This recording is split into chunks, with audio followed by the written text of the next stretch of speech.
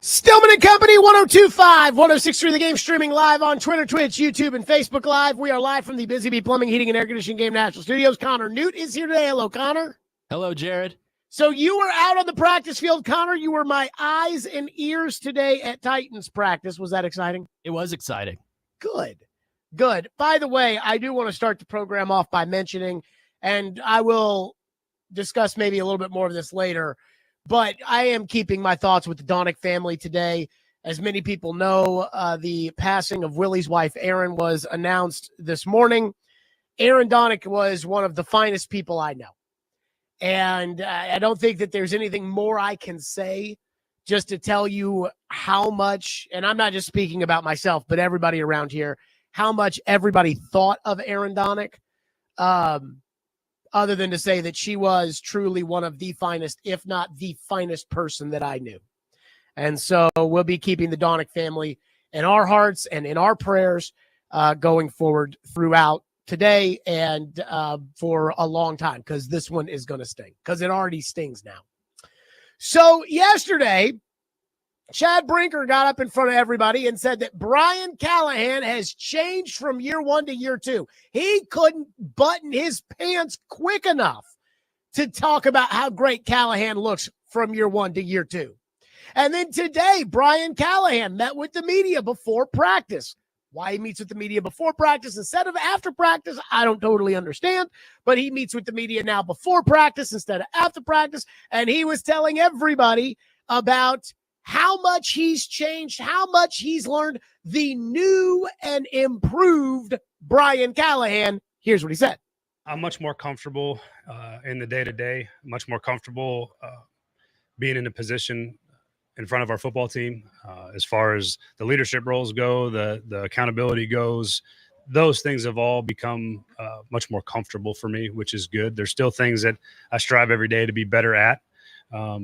And then just managing the role. There's just a lot that goes into it from an operations standpoint, from a scheduling standpoint, from the staff management to the players to the scheme part.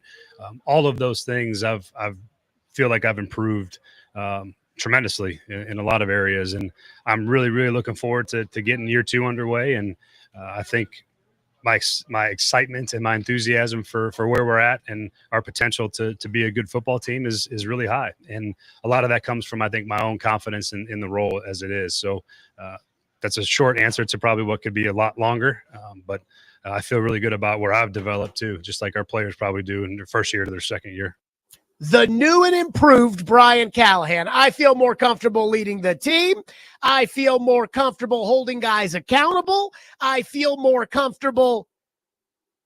I heard that, and I heard what Brinker said yesterday, and I heard what Borgonzi said yesterday. Again, all positive things about Callahan, and I'm not going to lie to you. My ears started to perk up a little bit to say, hey, maybe they're just bullcrapping me. Or maybe they're telling the truth and Brian Callahan actually has really undergone a review and an analysis of his own performance last year and said, this has to be better, that has to be better. I believe you're always going to be better the second time you do something than the first time. Take a great television show. How many great television shows were better in season one than season two? Not many. Because once you have an idea of what you're doing, you know what it takes, then you'll be able to go out there and really do the job. And then I heard what Derek said on the midday show, that he was at practice today. And he said it lacked energy. The first day of practice. Derek on the midday show said it felt like a mini camp practice out there today. Connor, you were out there at practice today. Would you agree with what you heard D. May say when it came to the intensity level of practice? 1,000%. Okay. So everybody's telling me about the new and improved Brian Callahan. Brinker's telling me, Borgonzi's telling me, Callahan's telling me.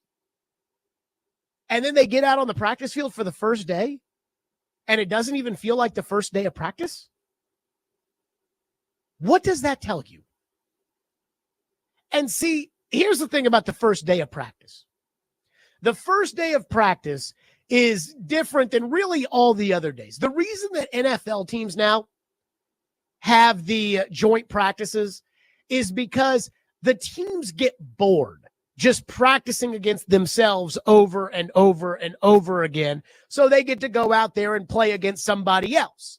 And now every team's doing joint practices, but some teams, including the Titans, are doing multiple rounds of joint practices because, again, everybody kind of gets bored just going through the mundane of practicing against yourselves every day. But it's the first day of practice. It isn't the 8th day of practice. It isn't the 4th day of practice. It isn't as if, oh man, it's the dog day of summer. We've been going for 4 days straight. We have a day off tomorrow. We got to practice today. We're wearing pads yesterday. No, this is the first day. This is oh, thank God we're back out on the football field. And it lacks energy. See, I don't get into the words here. And I've done this with the Titans for a long, long time. The Titans will say something at a press conference, whether it's Cam Ward, whether it's Callahan, Brinker, Borgonzi, Rand Carthon used to say them, Vrabel, whomever. And Titans fans will hear something at a press conference, and they'll say, yeah! And I'm like, okay, that's great. That doesn't really mean anything to me. That YouTube video doesn't really mean anything to me. But, hey, you guys love the fact that Mike Vrabel said Aaron Brewer was tougher than a $2 steak, and you're like, yeah! And I'm like, he's 270 pounds, he can't block. I don't care about the fake Pee-wee program with the made-up points that are worth less than tickets that come out of the video games and a putt-putt. I care about guys being held accountable. It's the first day of practice. 32 teams, or I guess 31. 32 teams around the league are in the best shape of their lives, and they are ready to go. And this year, we're going to put together a good football team, and so on and so forth.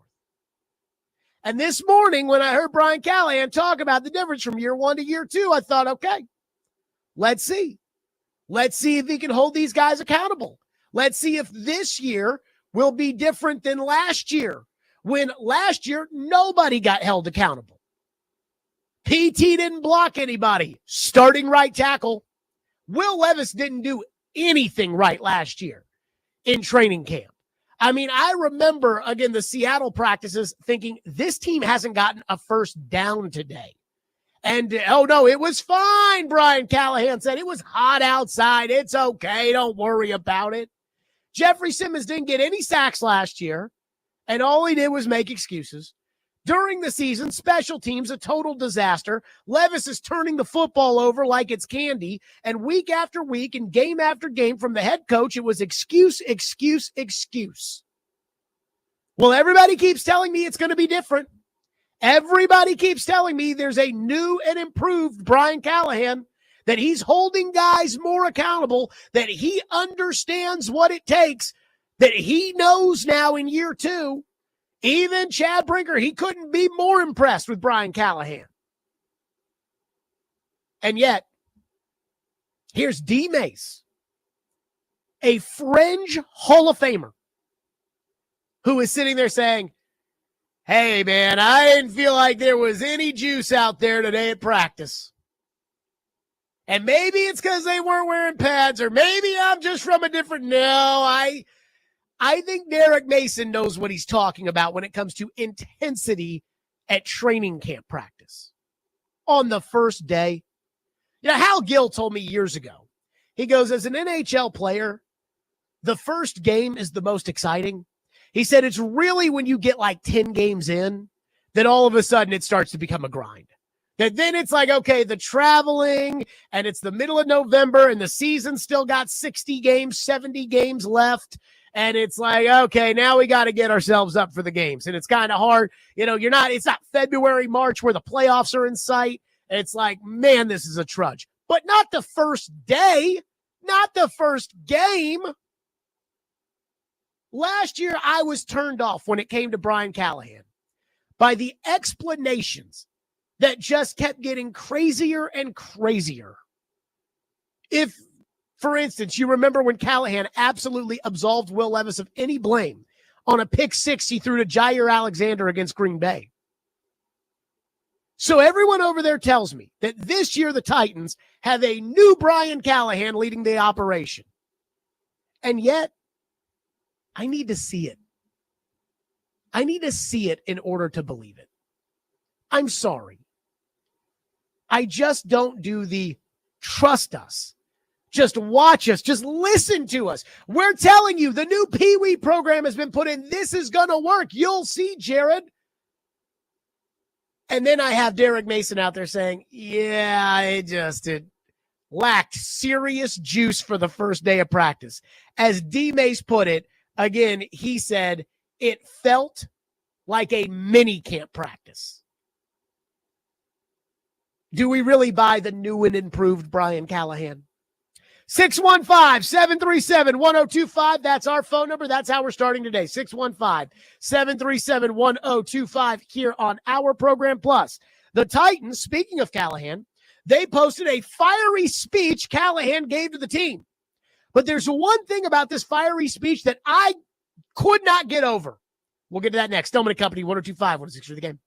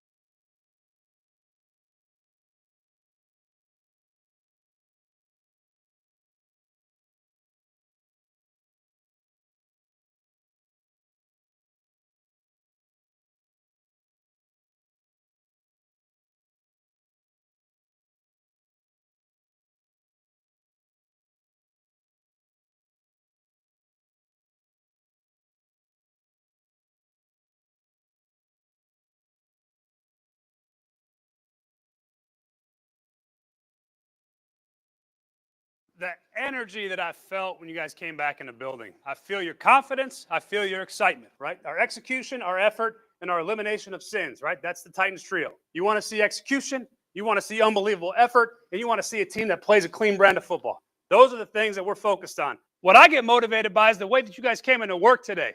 That's what motivates me. That's what gets me excited because I know what we have in this room, because I believe in what you guys are capable of.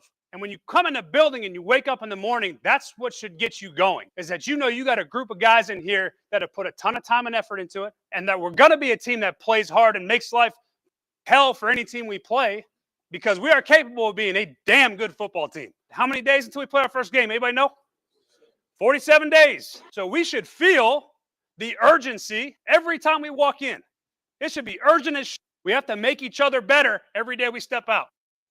Oh, Brian Callahan, you get all fired up. That's right.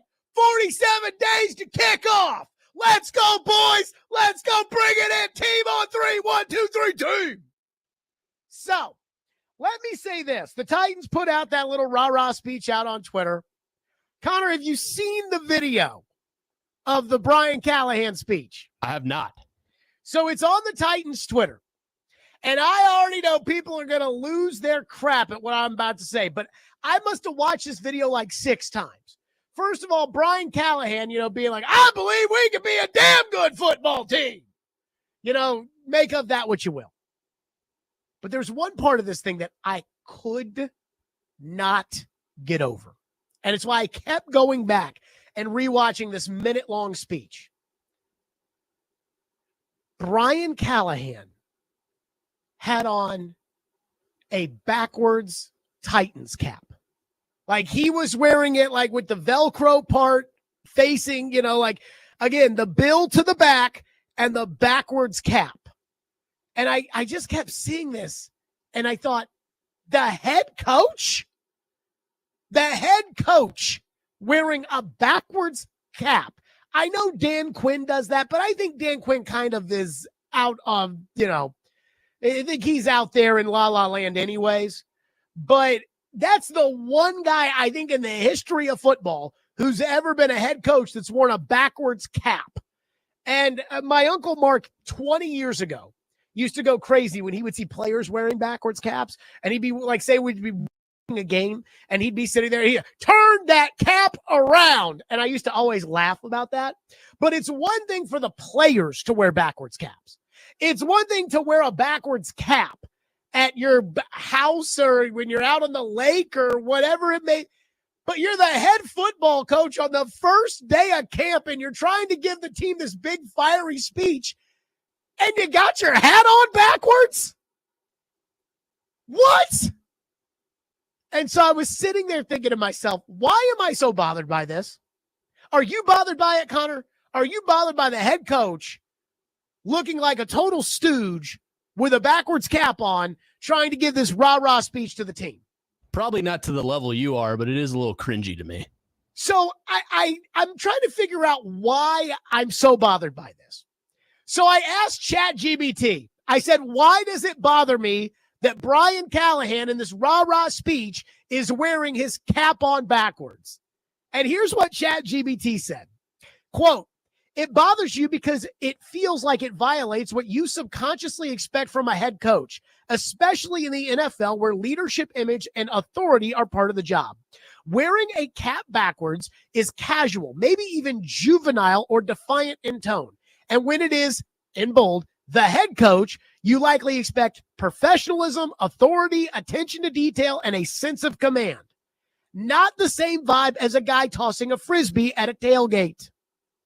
There's also probably a contrast between Callahan's appearance and your internalized idea of how a head coach should present himself with guys like Bill Belichick, Mike Vrabel, Tom Coughlin, or even Nick Saban. No nonsense, all business, football guy energy. So when Callahan wears his hat backwards, it might trigger questions like, does this guy take the job seriously? Is he too casual for the moment? Or is he more of a coordinator than a leader? Even if irrational, it can feel like a subtle sign of something bigger. And in a profession where perception matters, those little details can nag at you. And I saw that and I go, oh my God, that's it. That's it. What did I say 2 days ago bothered me the most about Brian Callahan was that it felt like as a coach, he was too caught up in the nonsense. Again, we talk about these coaches of Nick Saban. He's a no-nonsense guy. And with Callahan, he's all nonsense all the time. So now he's going to get in front of the team At 5'8", 190 pounds, he's going to get in front of the team and he's going to give them this rah-rah speech about, I believe in this team. Not 20 minutes after the general manager and the coach, or the general manager and the president got up there in front of everybody and said, yeah, we're going to stink this year. He's like, I believe in you guys. And he's wearing a backwards cap. Again, Nick Saban. Do you think Nick Saban would ever wear a backwards cap and give a rah-rah speech to the team? I mean, I would love to sit down with Nick Saban, put on that video of Brian Callahan with his backwards cap on and say, hey, coach, what do you think about that? And then on top of it, as I'm watching this video and I'm thinking about all these other coaches.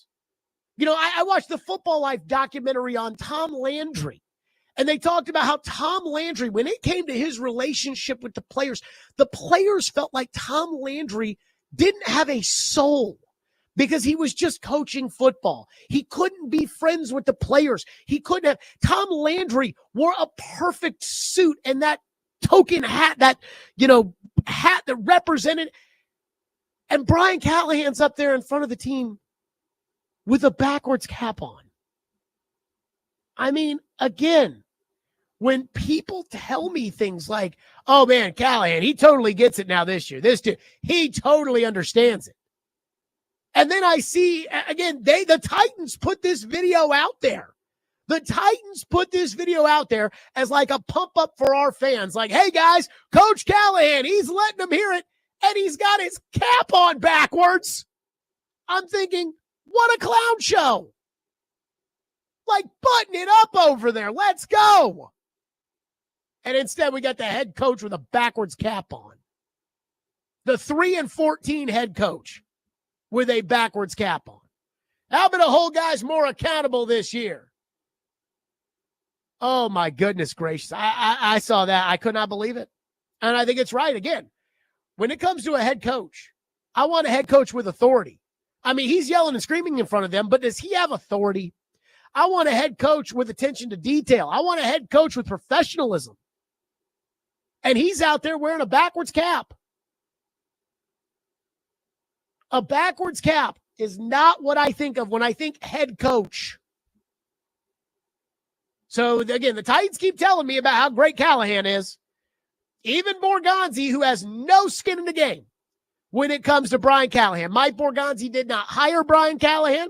Mike Borgonzi was not even here when Brian Callahan got hired. And when they decided to keep Brian Callahan, Mike Borgonzi wasn't a part of that equation. But even he yesterday went all in defending Callahan. And then they put out a video with him giving a rah-rah speech to the team with a backwards cap on. And then after he gets up there and talks about how, oh, yeah, no, I'm much more comfortable year one to year two, leading the team, talking to the team, attention to detail. We definitely, this year, I've totally got it. Managing the coaching staff. They go out there on the first day of practice, and Derek Mason walks out there and says, they just had no energy out there for the first day of practice. Goodness gracious. Again, keep telling me. Keep telling me how great the coach is. Guys, 3-14, never won anything, didn't hold anybody accountable last year. And he can't even wear his cap the right way for a head coach. And I'm not somebody who's never worn a backwards hat before. But there's about 18,000 pictures of me. Do you ever see me wearing a backwards cap? Have I ever hosted the radio show? We've been doing a live stream now for 5 years, I think. Have you ever seen me with a backwards cap on the radio show? A backwards cap. Oh, it's again, maybe I'm just a little, maybe I'm a curmudgeon or something, but I saw that. I couldn't believe it. 615-737-1025. We'll get to your phones on that if you want to weigh in here on the program. 615-737-1025 here on the program. Connor was at practice today. So what did Connor think of the Titans practice and how it compares to what the Titans thought of the Titans practice? We'll get to that coming up, and your phones. A lot of you want to weigh in. 615-737-1025 here on the program. It's Stillman & Company, 102.5, 106 for the game.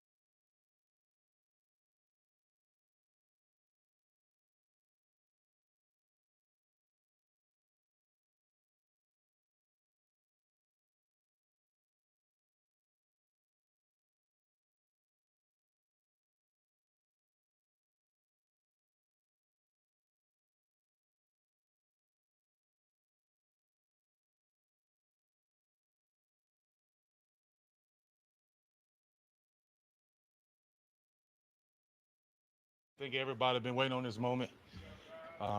OTAs and minicamp were what it was, but I've been saying it all day.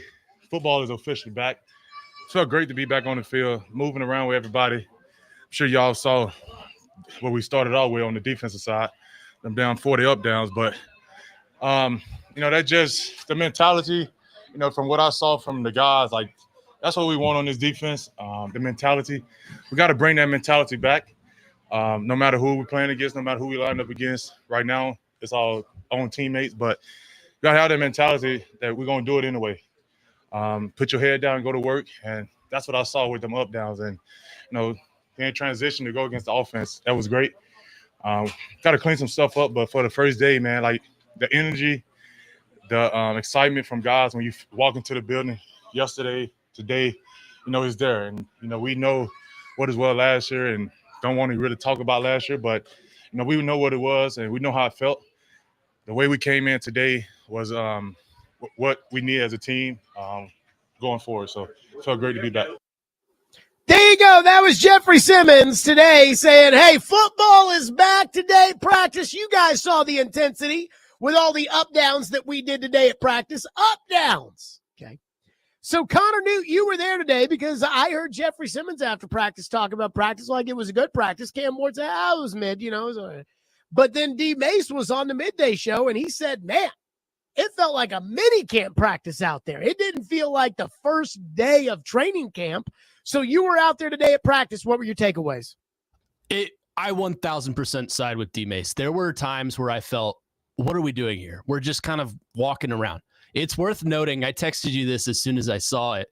As Brian Callahan was giving his press conference, I was looking to see, who's missing, who's not coming on the field yet.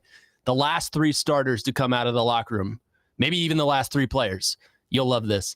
Chigakonkwo with a cold brew iced coffee, Arden Key, and Jeffrey Simmons. And I was like, okay, that's the usual suspects. Chig had to get to Starbucks before he could get out there for practice. Sorry, coach. I got to go to Starbucks first to get my iced latte before I get out there on the field. It was pretty funny. I was like, oh, Jared would have loved this. But as far as 7-on-7 and team period, Cam looked all right. They ran a lot of short passing plays, nothing super deep. The connection between Cam Ward and Calvin Ridley was pretty off today. There were a few times where Cam overthrew Ridley or he dirted one ball. But other than that, I would say Alec Iomanner 1000% gave his all today. He was probably the best player on the field, in my opinion. Okay. Not to drink the Kool-Aid or anything. That's just what I saw. Alec Iomanner. So he got the game ball for you today for practice? Yes. He gets 3 points for the Connor Newt Pee Wee program.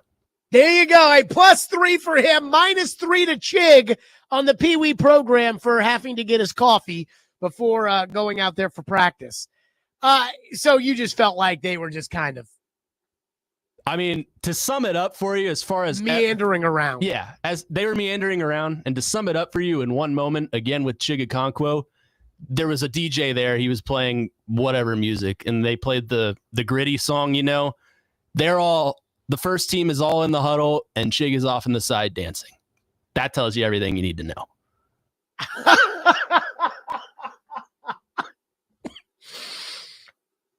Excuse me, what?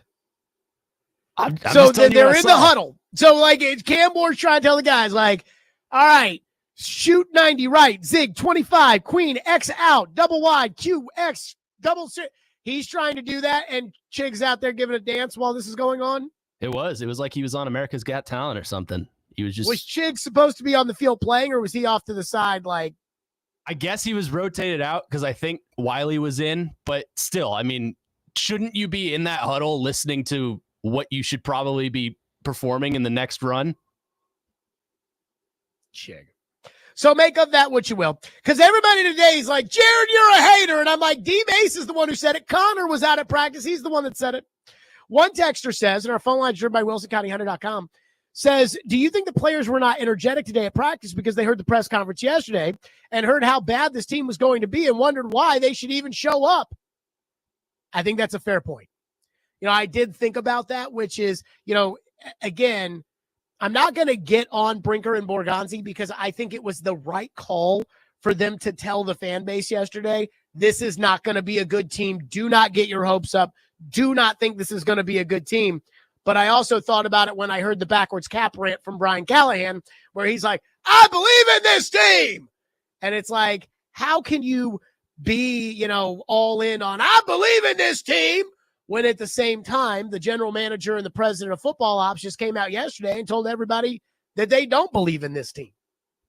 So I'm not going to say that's why they had a lack of intensity, but I do think that there is something to that, and that is going to have a negative effect. I think as a GM or, in Brinker's case, whatever the hell is the president of football operations, I would have just sucked it up and said what I said. Like, I'm not criticizing them for saying it. I would have dealt with the fact that the players may not like it. Fine. You don't believe it? Prove us wrong. But I want the fan base to know, like, hey, get ready for a long season. So if you don't have a long season, then everybody will be surprised and happy by it. I keep trying to remember what it was like in 2016. Because in 2016, nobody thought the Titans were going to be very good. They had made a lot of moves. They weren't splashy moves, but they had made a lot of moves. Ben Jones, DeMarco Murray, Rashad Matthews.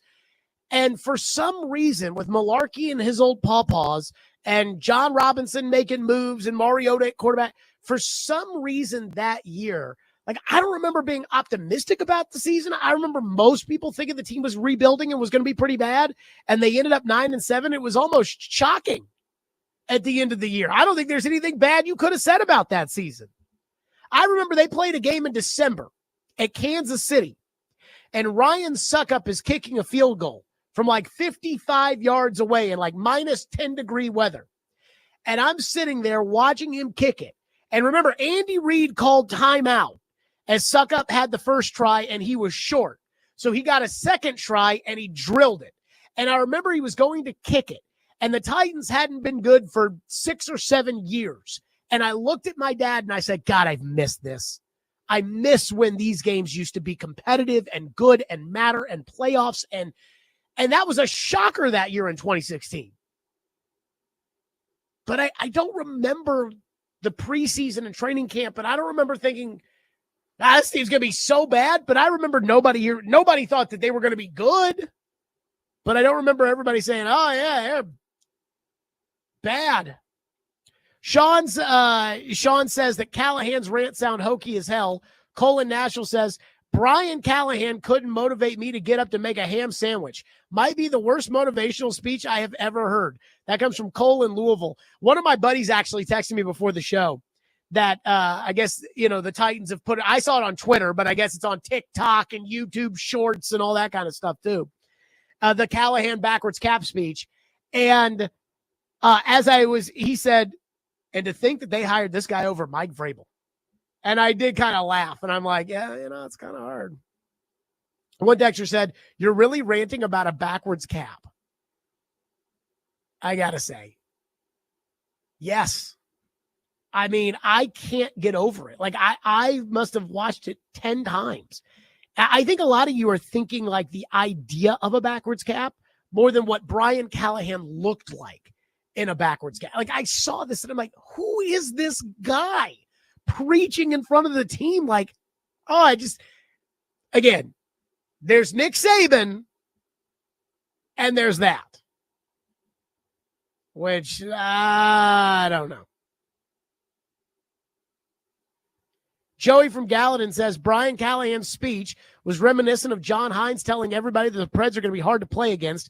I don't see any change. And anytime I hear Jeffrey Simmons speak, it angers me to my core. That dude is so out of touch with reality. I heard Simmons' press conference today, and I don't think Simmons said a single thing that was worth noting of me saying, oh my God, Simmons said that, which is a step in the right direction for Jeffrey Simmons.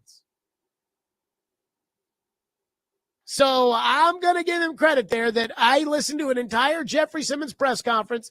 He answered all the questions. I think he talked for 20 minutes, and he did not have a Jeffrey Simmons cringeworthy, my God, Jeffrey Simmons. We played one cut from an interview he did last week on NFL Network where he was like, my job is to make Cam Ward feel comfortable, which is not his job.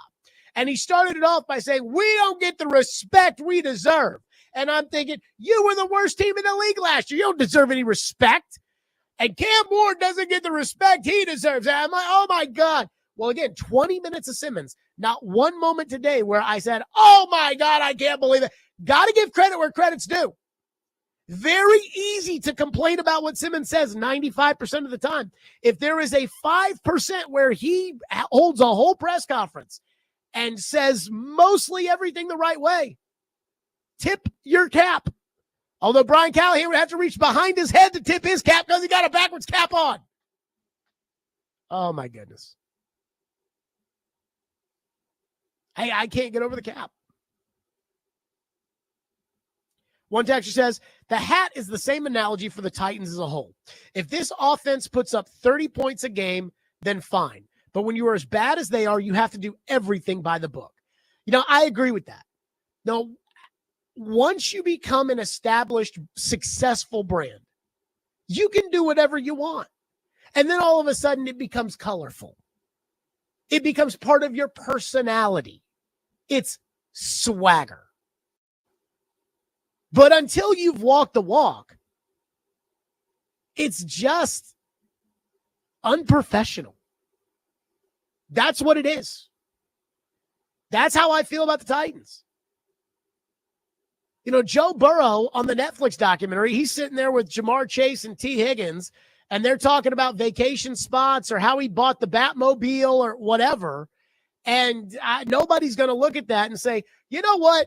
Joe Burrow, Jamar Chase, and T. Higgins need to focus on football instead of worrying about their vacation spots.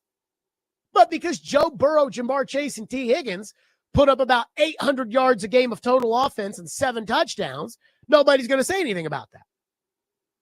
I would agree. Again, rock the backwards cap. If you win, that's swag.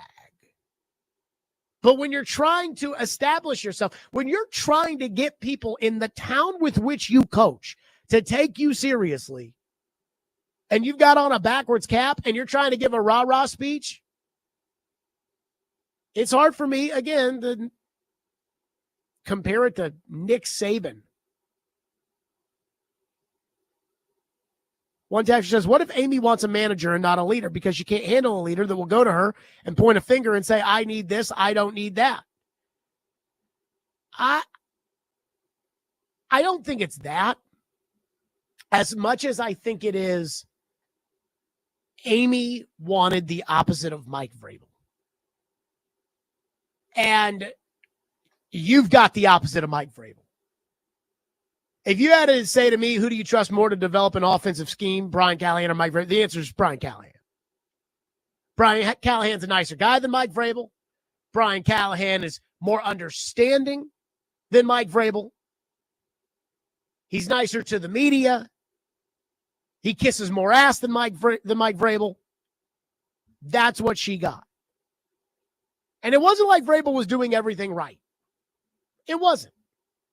But I think next time they hire a coach, when they go hire a coach for the next coach, let's not just try to hire the opposite of what the last coach was. Let's just try to hire the best coach. 615-737-1025, which is our phone number, 615-737-1025 here on the program. Chris Sanders will join us next on the program. Stillman and Company, 102.5, 106 for the game.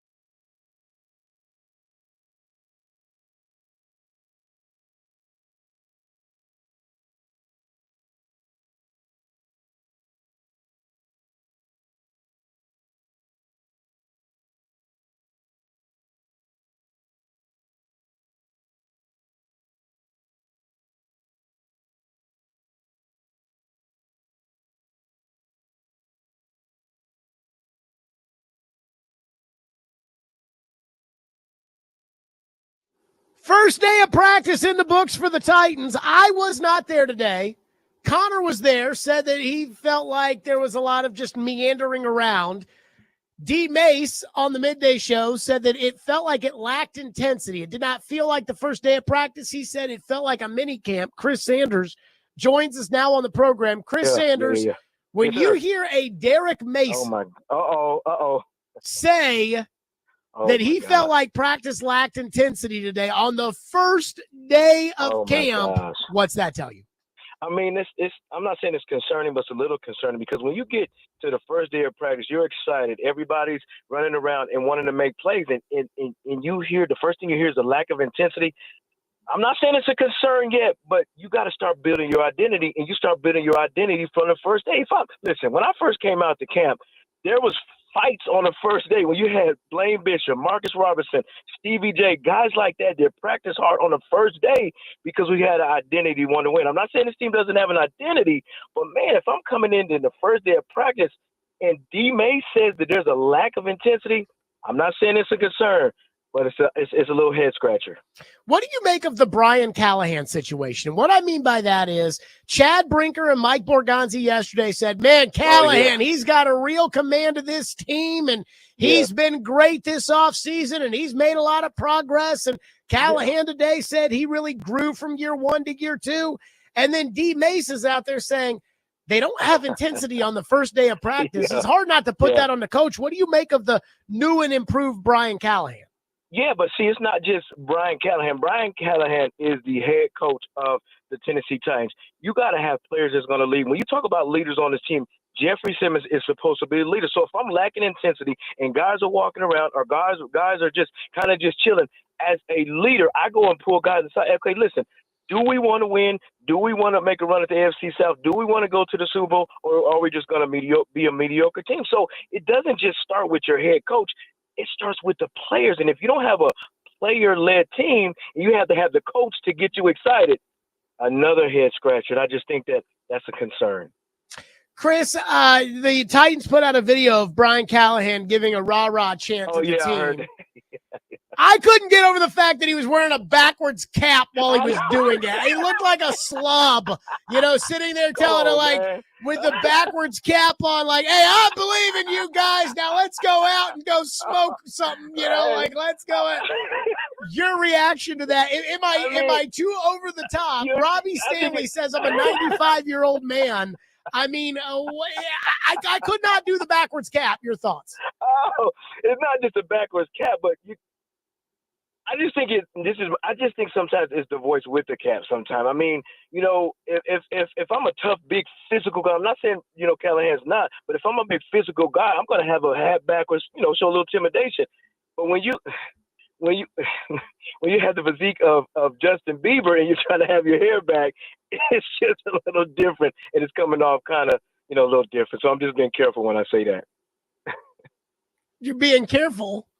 You're not saying anything. I know. I'm just saying it was just a little different. I'm just gonna leave it at there. It was just a little different.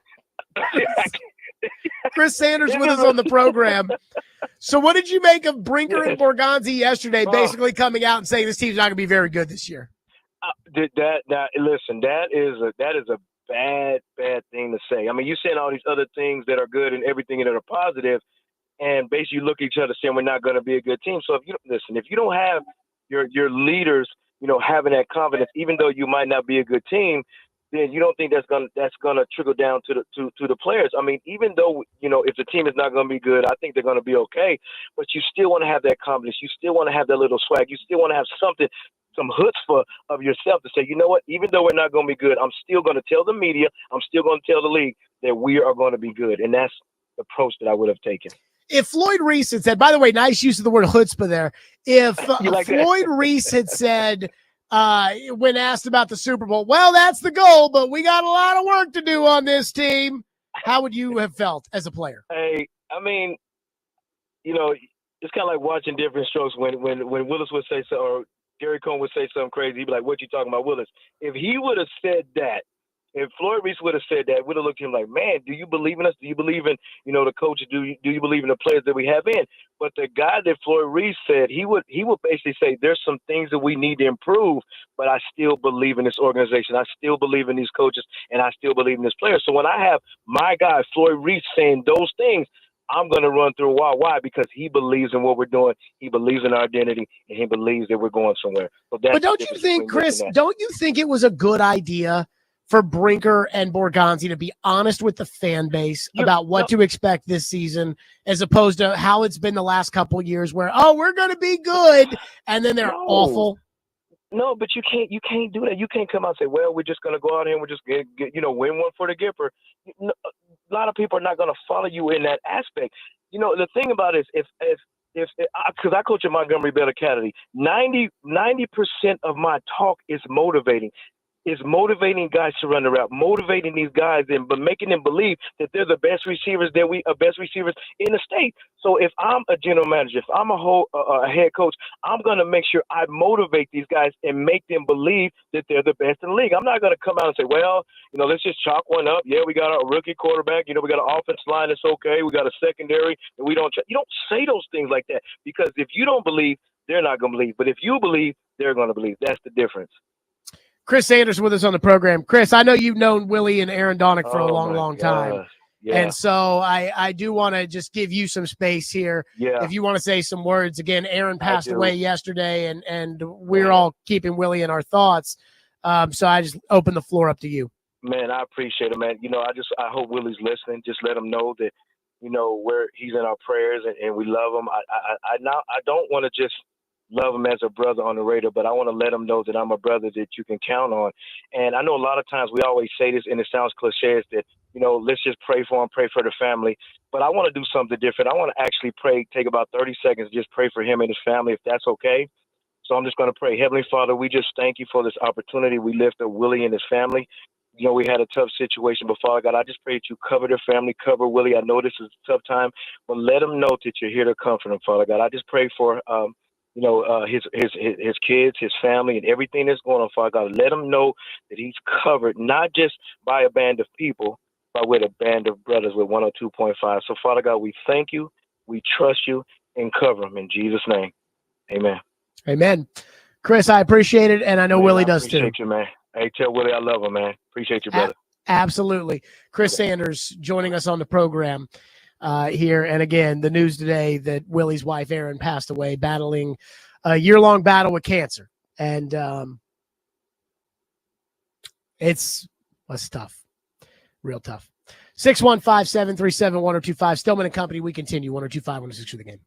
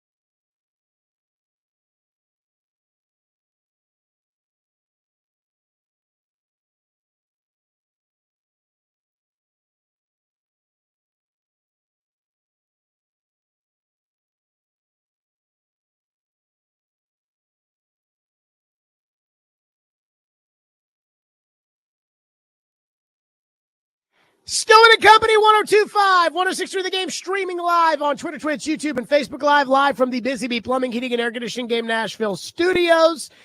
Connor Newt, you were out of practice today. Cam Ward said today's practice they were mid, which I don't even really know what that means. I guess that means they weren't bad, but they weren't good. They were mid. Precisely. Okay. Were they mid? I would say so. Now, people are calling for my job for saying that, but I would say so. Okay, so you would say they weren't bad, they were mid. I mean, they did everything that they were supposed to do for the most part. They ran the offense. It was mostly short passes, but it just looked so low energy.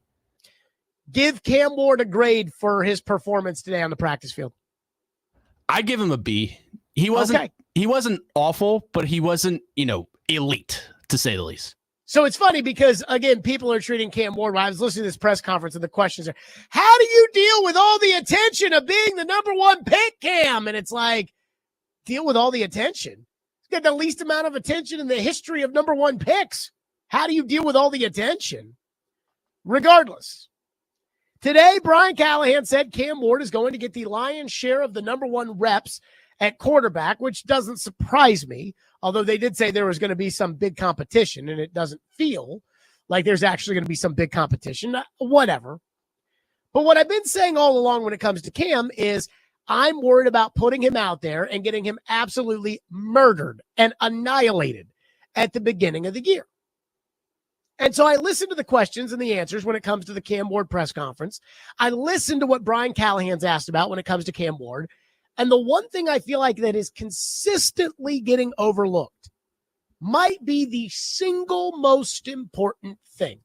So people ask Cam Ward questions about wide receivers. Today he was asked about Treylon Burks. He was asked about Calvin Ridley. He's been asked about the young guys in the past. They just say, oh yeah, how's the timing with the receivers? How's the relationship with the receivers? You guys went out and worked in the offseason. How's it coming together with you and the receivers? He asked today about timing. How's the timing coming along? Callahan today was asked about his footwork. How's his footwork coming along? And all that stuff is important. I get it. But it's not what's most important for me as far as whether or not Cam Ward's going to be ready 46 days from now against the Denver Broncos. What matters to me is, does Cam Ward have a basic understanding of protections at the NFL level? And that you'll be able to see in training camp. If Cam Ward has a decent understanding, and let's be frank, because no rookie really has mastered anything in the NFL, but especially something as complex as reading the protections and the fronts with the other defenses. But if Cam has a decent understanding of the ball out and where the heat's coming from and when it's going to be there, then I think you can put him out there against the Broncos right away, and then he'll be able to get the experience that he needs. Some people will say, well, Jared, he needs experience. And I agree. Like, he needs to play football. So if he can understand the protections, if he can look at what the Denver Broncos are doing, and he can say, okay, like this guy, that guy's coming off the blitz, so I need to, check the back onto the other side to make sure that he can stop this rusher so that I'll have a little fine. But if Cam Ward doesn't get a good feel for protections, I don't think you can put him out there. And I just don't hear anybody asking about that. About when you get to the line of scrimmage. Cam, they talk about, Cam, you watch all this film and how much of that has taught you about protections? About knowing where you're going to see the blitz from. I remember listening to Bill Polian after Will Levis's first year. I know, Bill Polian, he sucks. Yeah, I know. Even though he's a Hall of Fame general manager. And Bill Polian said the number one thing you've got to get a young quarterback to understand is the blitz. They have got to be able to read pressure at the NFL level. I heard today TD ask a question about the depth, the spacing on an NFL field. And Cam was like, well, the field's the same. It's 110 yards down and 52 feet wide. I'm like, Cam, that's not what TD's talking about. The players on defense at the NFL level are bigger and faster. So the space for you to throw the ball to, not as big. But that, again, doesn't matter to me as much as protections at the NFL level.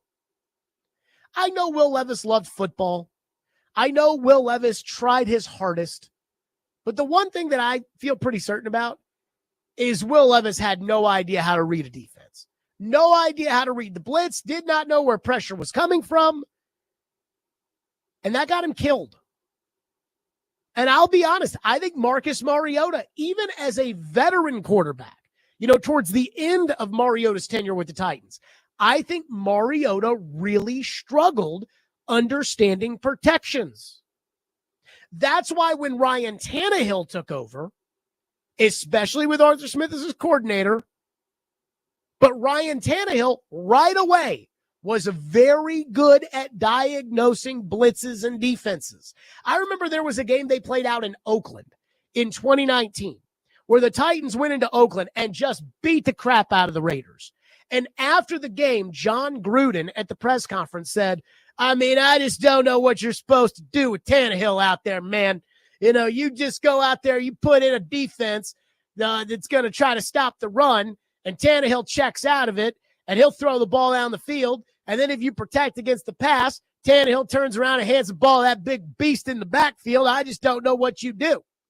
And that's why that team was able to flip a switch once Tannehill got in there, because, again, Ryan Tannehill, and Tannehill had his faults, but Ryan Tannehill, especially with Arthur Smith and when Ben Jones was healthy, Tannehill could diagnose pressure before the snap.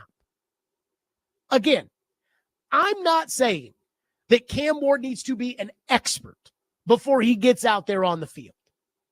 But I am saying that one thing we've got to keep an eye on, one question that needs to be asked of the coaching staff, one question that needs to be asked of Cam, is how is he handling learning protections and diagnosing pressures and blitzes? Because I know everybody wants to know about the throws. Everybody wants to, how's the ball look coming out of his hand?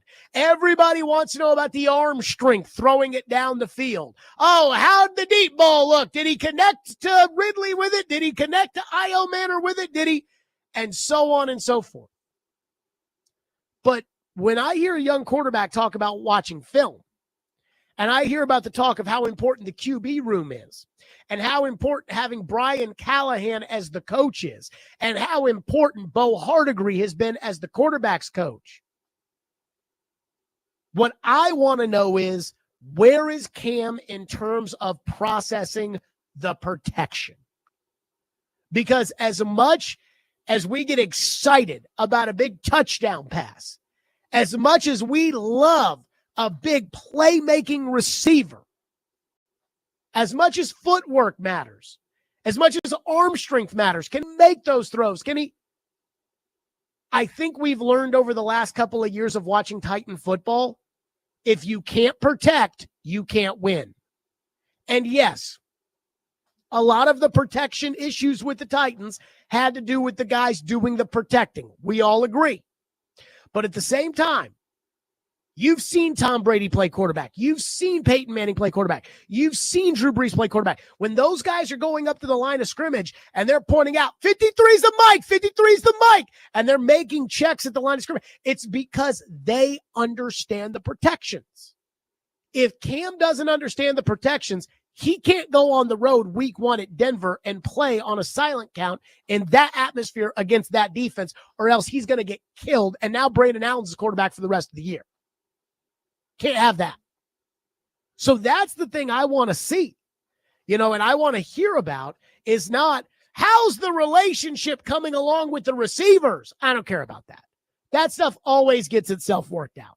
What I care about is, how is he coming about picking up the protections? How is he coming up about diagnosing the blitz? This is the NFL. Again, I watched him play Cal last year. I watched him when he was in the ACC, and Cam had this thing where, again, I think it was, I forget who it was, they'd bring 6 guys against a 5-man protection, 7 guys, and Cam didn't make a check at the line. Cam would sit there, 53, 52, hut, clap his hands, look over to the sideline, take the snap, and then there'd be 2 free rushers, and he'd just wiggle away from them because he was athletic enough to be able to do it. He can't do that in the NFL. Levis could not diagnose pressure. Mariota, again, I think really struggled diagnosing pressure. Tannehill, when he was at his best, he could do that. So that's what this team's got to figure out is, can Cam do enough to protect himself before any of the other stuff matters? 615-737-1025, which is our phone number, 615-737-1025 here on the program if you want to weigh in. Coming up next, there is something Cam said today that I rolled my eye. I couldn't believe it. I shouldn't be surprised, but it's ridiculous, and even you know it. We'll get to that next. Stillman & Company, 102.5 The Game.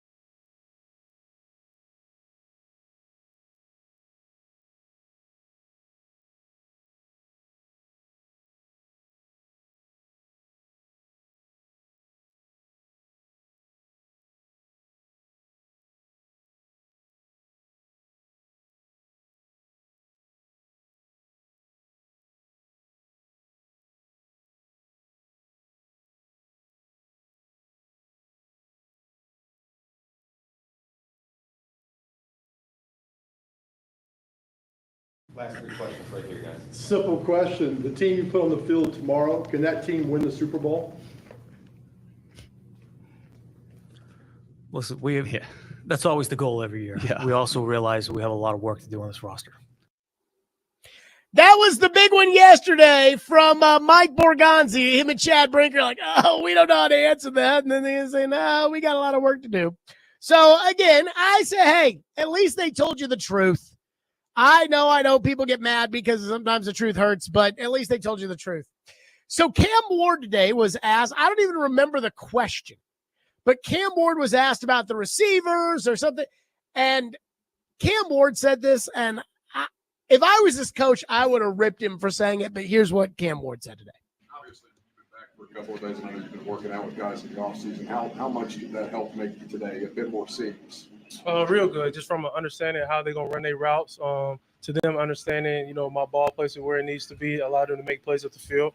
But we got a talented group of receivers, tight ends as well, and running backs who can, make plays in the check down game and in the run game. So, just the pieces that we have, I think we're one of the top, we're capable of being one of the top offenses in the league. What? So it always drives me crazy whenever I hear somebody who hasn't been there and done that say things like that. Cam Ward has been in the NFL for exactly one training camp practice. And he's saying, we've got the talent on this team to be one of the best offenses in the league. Number one, no, they don't.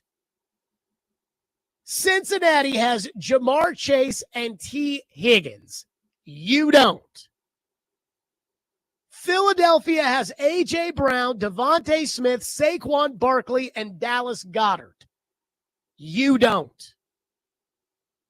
I can go on down the list, team by team, of who has what, and you ain't got it. But I also just hate the idea of a rookie quarterback acting like he can say something that ridiculous, like he's been there before. He's acting like, oh, I know what it takes in this league. And the answer is you do not. Years and years and years ago, Bill Belichick ripped a rookie receiver or a rookie DB. I think it was a rookie DB. I think it was Brandon Merriweather, who was at a charity event and talked about covering Wes Welker and saying, I'm covering one of the greatest receivers, slot receivers in the history of the game. And the next day, Belichick called him out in front of the team and said, you have never evaluated a player in your life.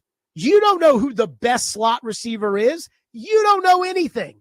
You just do what we tell you to do. When Cam Ward gets up there and says, we've got the talent to have one of the best offenses in the league, it makes me not take him seriously. And I'm sure there are some Titan fans out there that heard him say that again in a press conference. Yeah! But look at this team. Ridley is a solid number 2 wide receiver. Calvin Ridley is a solid number 2. He is not a number 1 receiver. Outside of that, Chig sucks. Tyler Lockett's old. Van Jefferson, who knows? Io Manor and DK are rookies. Tajay Spears hasn't done anything in the NFL. Outside of Calvin Ridley, there's not a single meaningful NFL player on this offense. At least at the skill position, one of the best offenses in the league. And yet Cam Ward, a rookie who's never thrown a pass in a game, is going to get up there and say, we can be one of the best offenses in the NFL.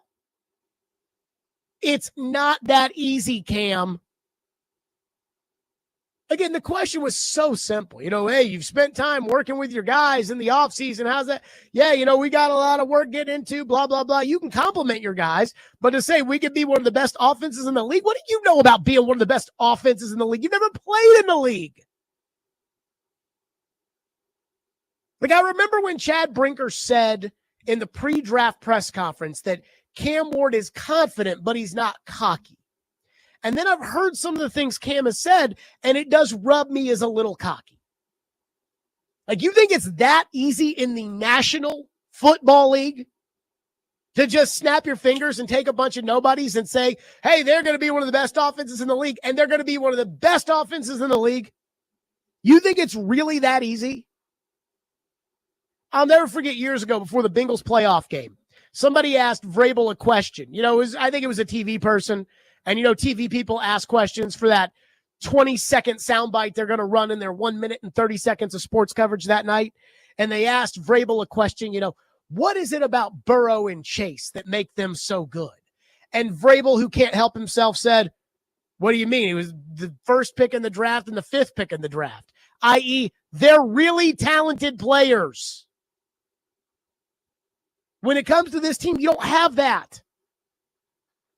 Cam Ward, we think we could be one of the best offenses in the league. Let me just say this. If Zach Wilson, when he was quarterback of the Jets and had never taken a snap, got up there and said, I think we can be one of the best offenses in the league, you would have laughed at Zach Wilson. Now that it's your guy that's saying it, in the same position basically that Zach Wilson was in, now you're going to tell me I'm a hater, but I hear that and I'm like, Cam, give me a break. We can be one of the best offenses in the league? No, you can't. One texter says, because he's confident? Jared, take your meds, because that is an outlandish thought. Let me say this. You think that they can be one of the best offenses in the league? You've got your team. Ridley and a bunch of nobodies. Or you can have Jamar Chase and T. Higgins.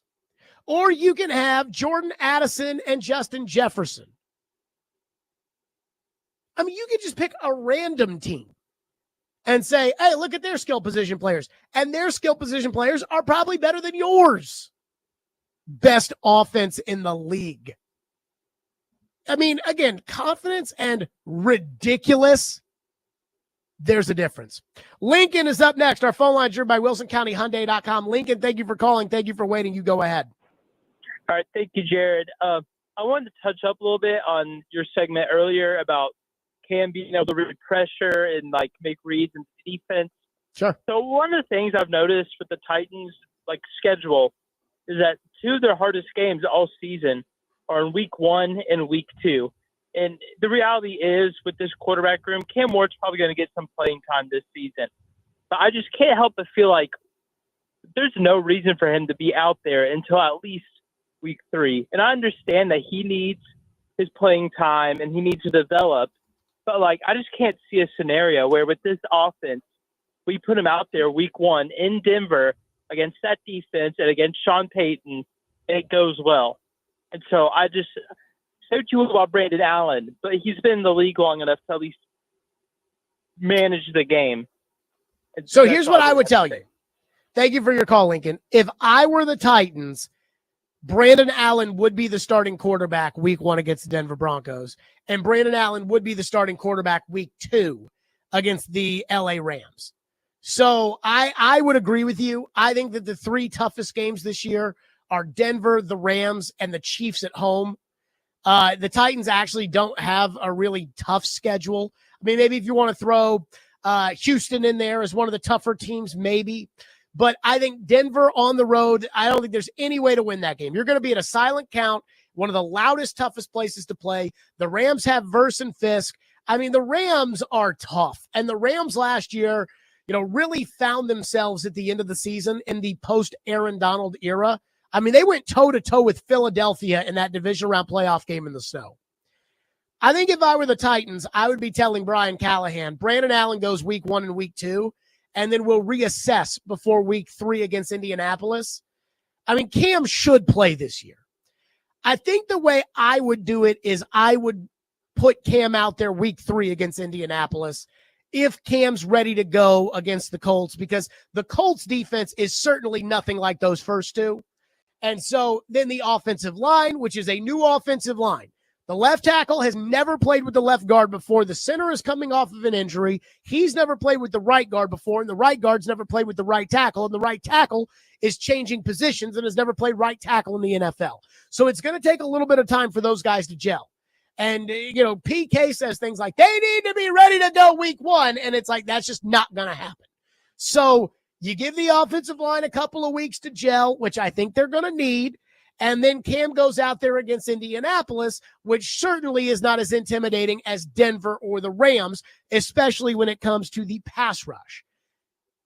I would not be against keeping Cam off the field until week 5 at Arizona, because now he's missed Denver, the Rams, Houston on the road, and you're going Arizona, Raiders, Patriots, Indy, Chargers.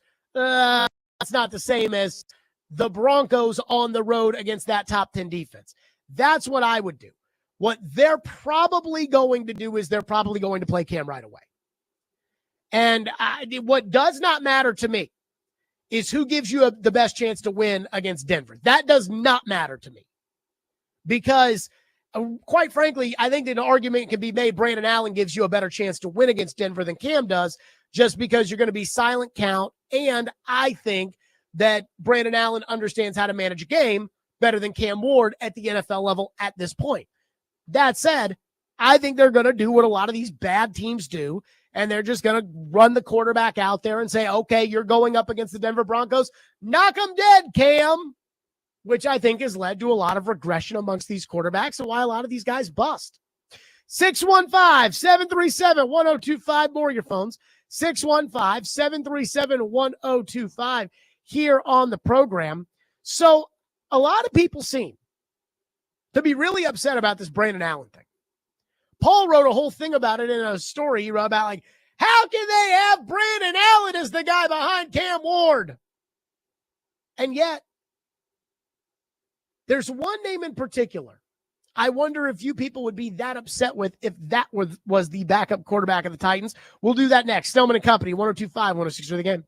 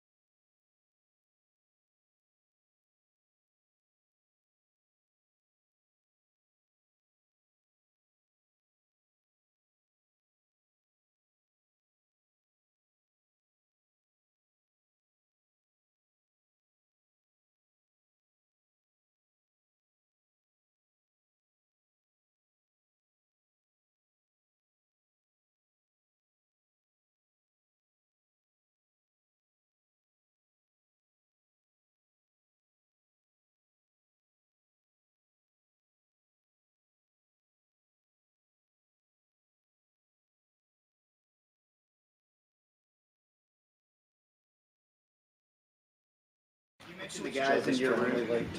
Sorry, you mentioned the guys in your room, Cam. Brandon Allen having familiarity with the system. How much has he helped you just so far starting out, maybe with advice, hey, lock out for this, that kind of? Just understanding why we're calling this play, why Callahan's calling this play. Even Callahan's told me why he's calling the play, whether it's to get back on track, whether it's just to me get the ball in my hands, get some yards for the receiver.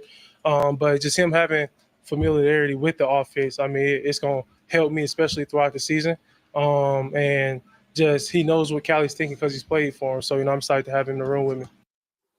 There you go. That was Cam on Brandon Allen.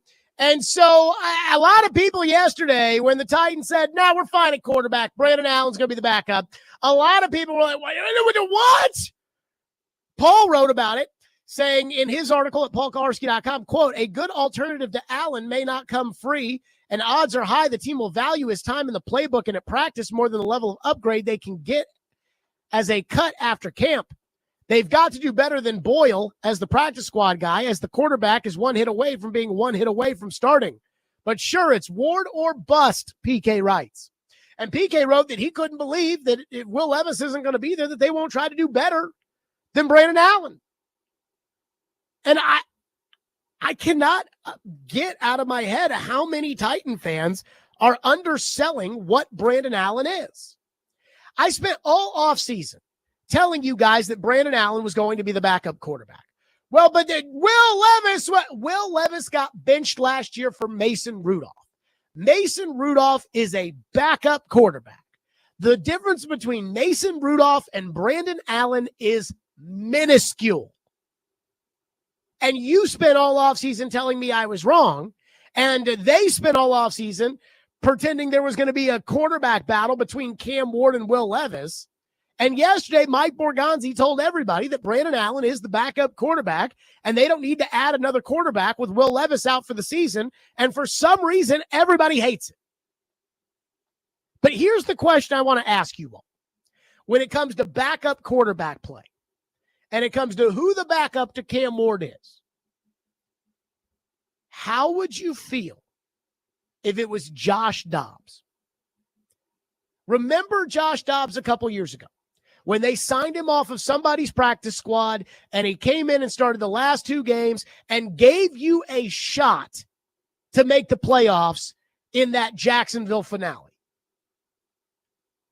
What if Josh Dobbs was the backup quarterback or the bridge, like the mini bridge at the beginning of the year, the mini bridge quarterback to Cam Ward, and then he backs up Cam Ward the rest of the year, the way that Jacoby Brissett did last year for Drake May, and now Dobbs is the backup in New England behind Drake May?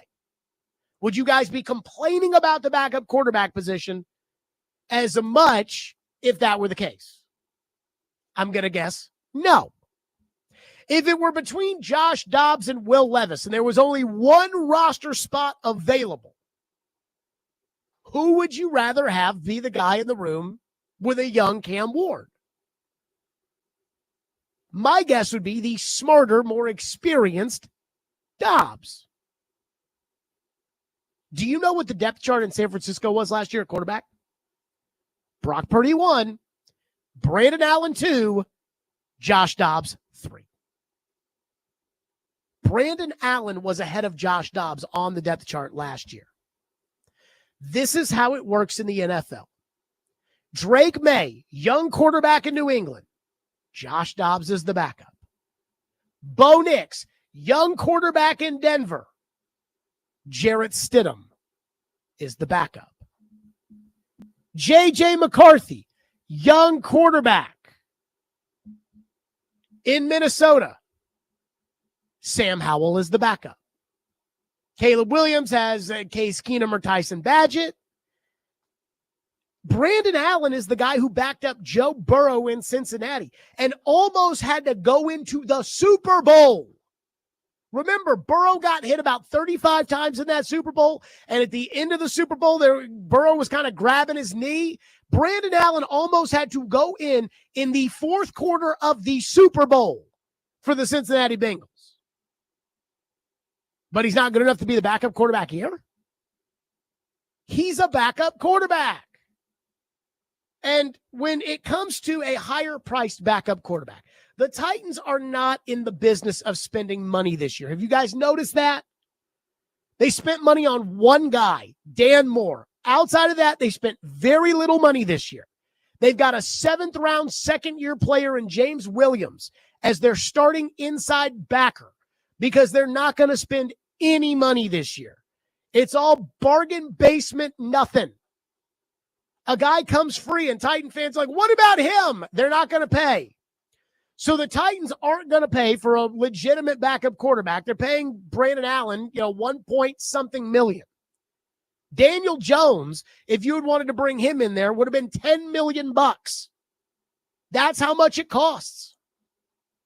The only time that you really upgrade at the backup quarterback spot, where you go get a real backup quarterback that you can probably win some games with. Again, we'll use Daniel Jones as the example here, although Daniel Jones may end up starting in Indianapolis. But the time that you do that is when you either have a question mark as your starting quarterback, i.e. the injured Marcus Mariota, we need to go get Ryan Tannehill, or you really don't have a quarterback, and it's like, well, we just, the best we could do out there was we signed this guy. We signed Jimmy Garoppolo because we had to have somebody. I mean, look at the Giants. Russell Wilson, Jameis Winston. Why they say, well, we had to sign somebody. But everybody else, their backups are the same. They're all run-of-the-mill Scarbinis. That's what Brandon Allen is. If he's good enough to back up Joe Burrow, he's good enough to back up Cam Ward.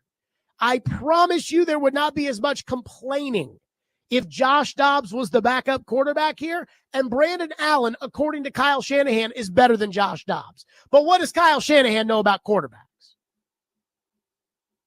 So enough on the Brandon Allen stuff. Wes says, Jared, why do players keep coming here in the offseason and then immediately say, yeah, this ain't it, I'm going to just retire? It seems like it's happening here more often than anywhere else. Am I wrong? So, again, the story yesterday was Lorenzo Carter announced that he was going to retire, or the Titans announced that Lorenzo Carter's decided to retire. I've thought about this because it does feel like there's been a lot of defections at the beginning of camp where, yeah, we get there and Johnny Joe's decided he's going to hang it up. I don't know if that's a Titans thing or if that's an everybody thing.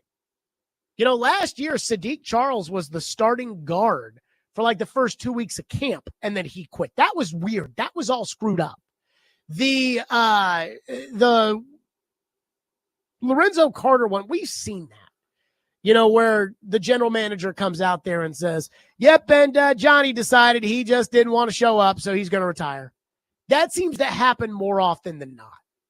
I'm thinking that's just kind of an NFL trend where these guys that have made money, and I don't know how much money over the years Lorenzo Carter's made, but these guys who have made money, they get their 5-6 week break, and while they're on their 5 or 6 week break, they say, you know what, I don't want to do it anymore.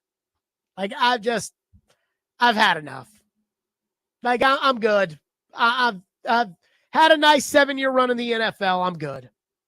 So I don't think that that's like a Titans thing as much as I think that is kind of an NFL thing. A lot of these guys, I look at Trey Hendrickson. He's holding out in Cincinnati. And I think that thing is a disaster that is happening with the Bengals. What's funny? Again, not that this is Bengal radio, but I was just kind of hearing all the talk yesterday about Trey Hendrickson. So the Bengals do not like to guarantee money after the first year of a contract. They never did it until they did it for Joe Burrow. And then they did it for Jamar Chase, and they did it for T. Higgins. And now Trey Hendrickson wants 3 years of guaranteed money, and the Bengals are only willing to guarantee 1 year of the money for Hendrickson. And I just thought to myself, God, so Hendrickson wants 3 years of guaranteed money. The Bengals want 1 year of guaranteed money. If only there was a number of years in the middle where those two could come and meet. But I guess I'm not smart enough to figure that out. But like with Trey Hendrickson, his flex is, well, I've already made a bunch of money in the NFL. If you don't pay me, I'll retire. That's what Aaron Donald used to do to the Rams. And then the Rams would just give him a pay raise because they knew like Aaron Donald's made enough money that if Aaron Donald doesn't want to play another down, he doesn't have to because he's a gajillionaire. That is, and oftentimes these veteran players, that's kind of the leverage of if I don't like the opportunity I'm going to get, or if I don't like, the direction of the team, or if I don't feel like putting in the work or the dedication, and I've made $1 trillion, then you know what? Let's hang it up. And I don't think Lorenzo Carter's made $1 trillion, but I think Lorenzo Carter's made a decent amount of money. It was like when Andre Johnson came here and lasted like 4 games and then was like, I'm good. It's like, yeah, Andre Johnson's good because Andre Johnson's made $1 jillion and he's playing behind Tajay Sharp. And it's like, I probably should just move on with my life. Matthew from Jolton says, I would strongly consider bringing in Carson Wentz. Carson Wentz is retired. Not only is Carson Wentz retired, but Carson Wentz also is an example of a guy who's made a bunch of money and probably doesn't want to have to get up in a town that he doesn't live in at 6 a.m. every day to go in there and sit in the quarterback room and sit down and discuss, oh yeah, what did you think of this throw right here? He's made enough money. You don't need to do that. That's why Tannehill's not backing up somewhere. Made too much money. Do you realize even if you're a backup quarterback, if you're a backup Scarbini scrub on a team, do you realize the commitment that you have to make to do that? And it's one thing to say like, hey, I would make that commitment every day for $2 million. But if you've already made $130 million in your life, do you really want to make that commitment for $2 million? Carson Wentz is retired because he's made enough money.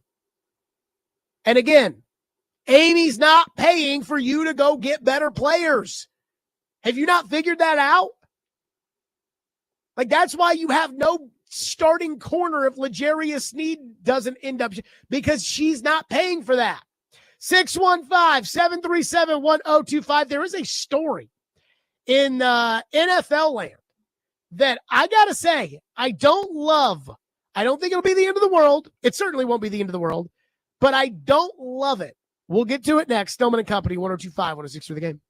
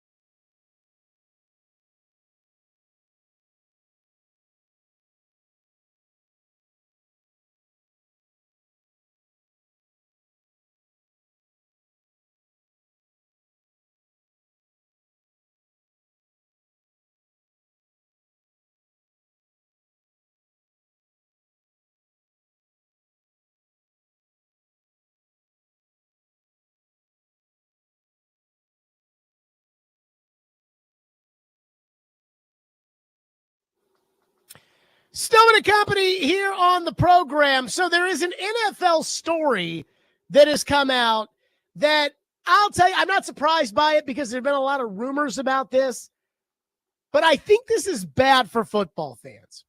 So ESPN and the NFL are closing in, this is Andrew Marchand in The Athletic, on a deal that would basically see ESPN buy the NFL network. According to sources briefed on negotiations, ESPN and the NFL are inside the 5-yard line on another groundbreaking deal for ESPN to acquire NFL Media, the arm of the league that focuses on content and runs the NFL network.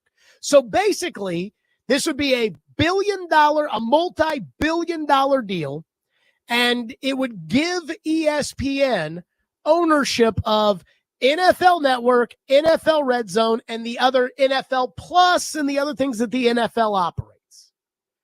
The league tried for years to sell off the NFL Network and the Red Zone and all of that, and they've had some success, but according to Andrew Marchand, in a media ecosystem that is more scattered, it may finally be ready to let someone else manage them for a pretty penny, of course.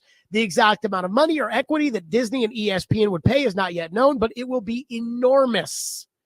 And it will take 9 months, give or take, for ESPN to officially acquire the NFL Network. Let me just say this. I think that's bad for sports fans. I think it's bad. And I'll tell you why. I don't think it's the end of the world. Again, ESPN already has games. CBS has games. Fox has games. NBC has games. Netflix has games. Prime has games. You know, they all got the games. And that's what we really care about are the games. But I've always liked the NFL Network as an alternative to ESPN. You know, in our studio, there are 2 televisions. There's a giant television on the wall, and then there's like a kind of a smaller TV in the corner. And I'll never forget that when we got the bigger TV, Floyd demanded that the big TV have NFL Network on at all times. And so one TV would be on ESPN and one TV would be on NFL Network. And it's not to say that NFL Network will go away if ESPN buys it. It'll probably be the same NFL Network for the most part. But what they'll probably do is they'll probably cut down on a lot of the NFL Network programming, and a lot of NFL Network programming will probably just be more ESPN programming. Well, if I want more Dan Orlovsky and more Mina Kimes and more Pat McAfee, I'll just watch ESPN. I like the alternative that the NFL Network offers. I like the fact that during the draft, you know, if Mel Kiper Jr. won't shut up about Shedeur Sanders, I can change the channel and put on NFL Network and watch what they're saying.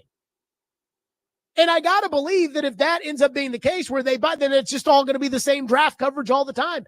I like more voices. I like more opinions. I like more content. So if I don't want to watch that crappy show on ESPN or I don't want to watch something on NFL Network, then I can watch the other one. You know, like there's a lot of guys on ESPN I don't like. I don't want to watch Marcus Spears ramble on about something he knows nothing about, because if it's not the Cowboys, he doesn't know anything about it. So I'll go watch NFL Network. And I don't want to watch Ian Rappaport give himself the, well, I better be careful here. I don't want to watch Ian Rappaport, so I'll turn off NFL Network. And instead, what I think you're going to get is I think you're going to get less original content, and ESPN is going to spend a gazillion dollars. And so they're going to cut their own costs to do this. And then they're going to turn around and they're going to cut NFL Network costs. And it's not like the NFL needs the money. The NFL's not hurting. So I saw this and I'm like, I think this is bad business, at least bad for sports fans. I get why ESPN would do it. I get why the NFL would do it. The NFL doesn't want to pay for it anymore.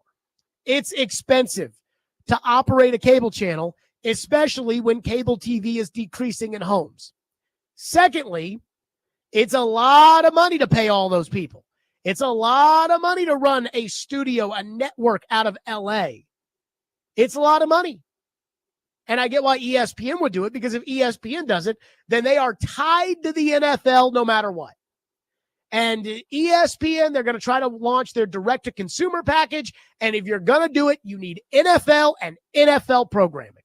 And that's what they're going to get. Now, the Red Zone channel, I have the Red Zone channel. I also have Sunday Ticket. I don't watch a ton of Red Zone channel, to be honest with you, because I usually watch the Titans. And then I'll kind of flip between the 3 or 4 late games in the late afternoon windows, even though I guess I could watch Red Zone channel.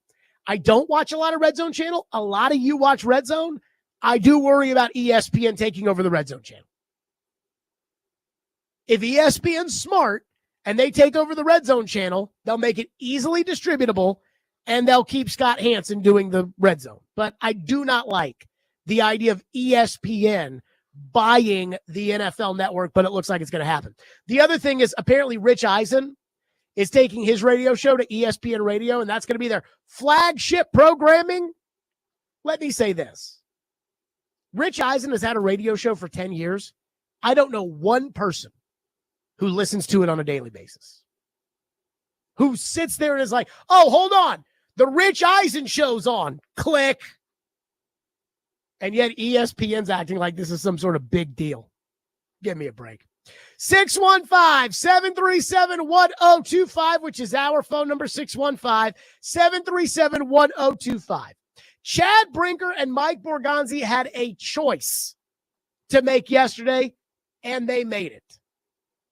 I do not disagree with that choice, but there may be ramifications. We'll get to that coming up next. Stillman and Company, 102.5, 106 for the game.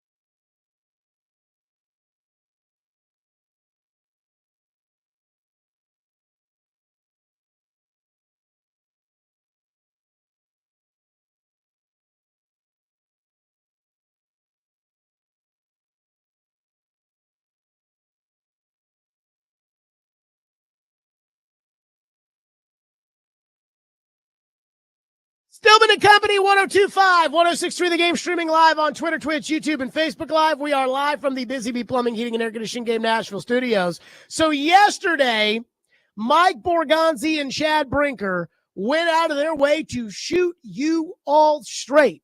That was my 2 o'clock topic after I heard Chad Brinker talk about, hey, nobody wants to use the word patience, but we got a lot of work we got to do on this roster. It's going to take time. The big viral moment, Big Joe asked the question about, can this team win the Super Bowl? And Brinker couldn't help himself but smile. Play the cut. Last 3 questions right here, guys. Simple question. The team you put on the field tomorrow, can that team win the Super Bowl? Listen, that's always the goal every year. Yeah. We also realize we have a lot of work to do on this roster. Bingo! Fans, we got a lot of work to do. It's going to take a lot of time.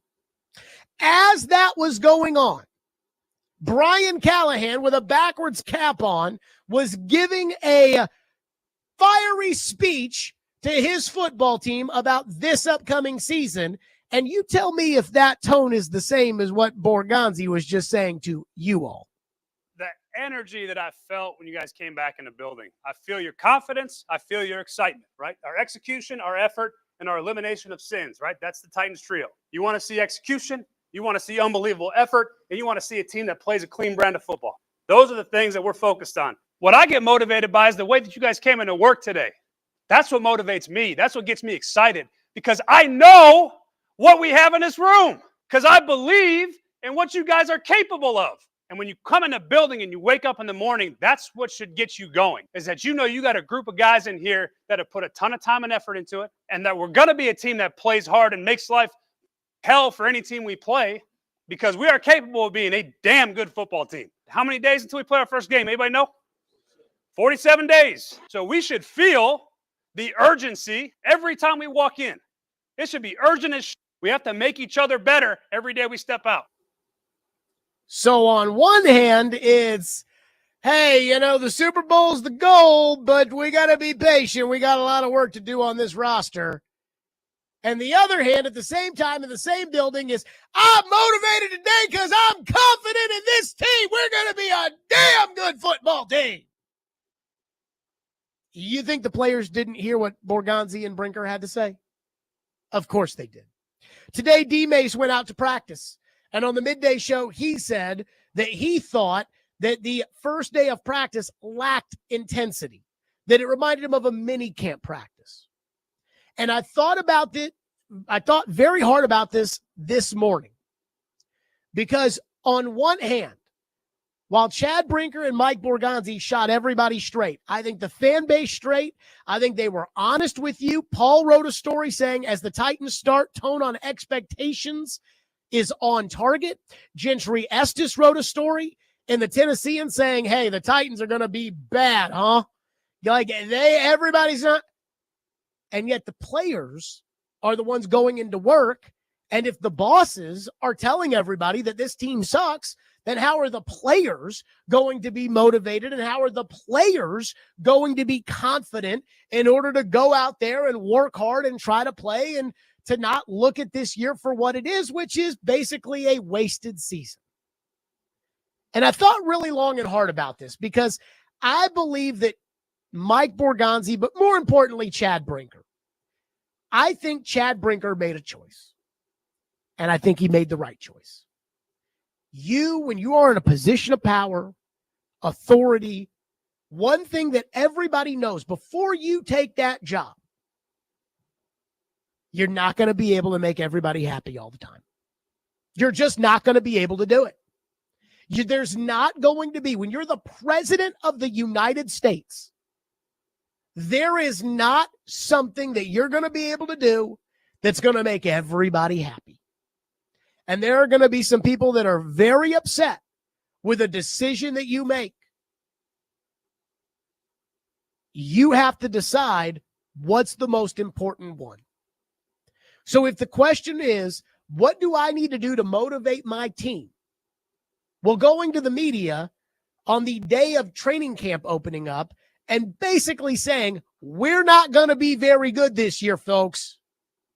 is not a good idea. But I don't think that's the biggest issue here for Mike Borgonzi and Chad Brinker. And again, I really highlight Brinker in this because I think this was Brinker's decision. The real issue here is that for years, Titan fans have not been told the truth. Again, I asked John Robinson a week before the draft, are you going to trade A.J. Brown on Thursday night? He said, I do not foresee it. It was the headline at ESPN. Titans general manager does not foresee trading A.J. Brown. They traded A.J. Brown. Mike Vrabel and Rand Carthon, they were best buddies. But they also didn't like each other, didn't work well together. And every week there was a story about, Rand and Vrabel, they don't see eye to eye. No, Rand and Vrabel, they say they see eye to eye. Again, you didn't know what they were doing. They didn't know what they were doing. When it came towards, are you rebuilding or are you focused on winning with Tannehill and Henry? Oh, we're here, we're there, we're 1 foot in, 1 foot out. Last year, all the Titans did was pump sunshine. I mean, they had this fan base believing this team was going to win 9 or 10 games. I'm sitting there looking at the team with no right tackle saying that's ridiculous. I watched those Seahawk practices where they couldn't get a first down. I'm like, this team is awful. But they're doing every interview telling everybody how good they're going to be. They gaslit the fans. And I think there was a certain level of anger, specifically after the Green Bay game last year, where they're 0-3, Will Levis sucks, Brian Callahan doesn't know what he's doing, the defense just got torn up by Malik Willis. The Titan fans said, what the hell's going on here? They felt lied to.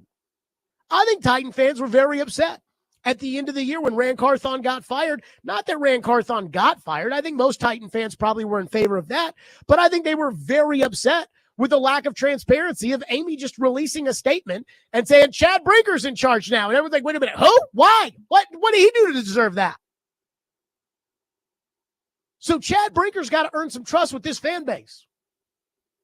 And here's the truth when it comes to the Titans.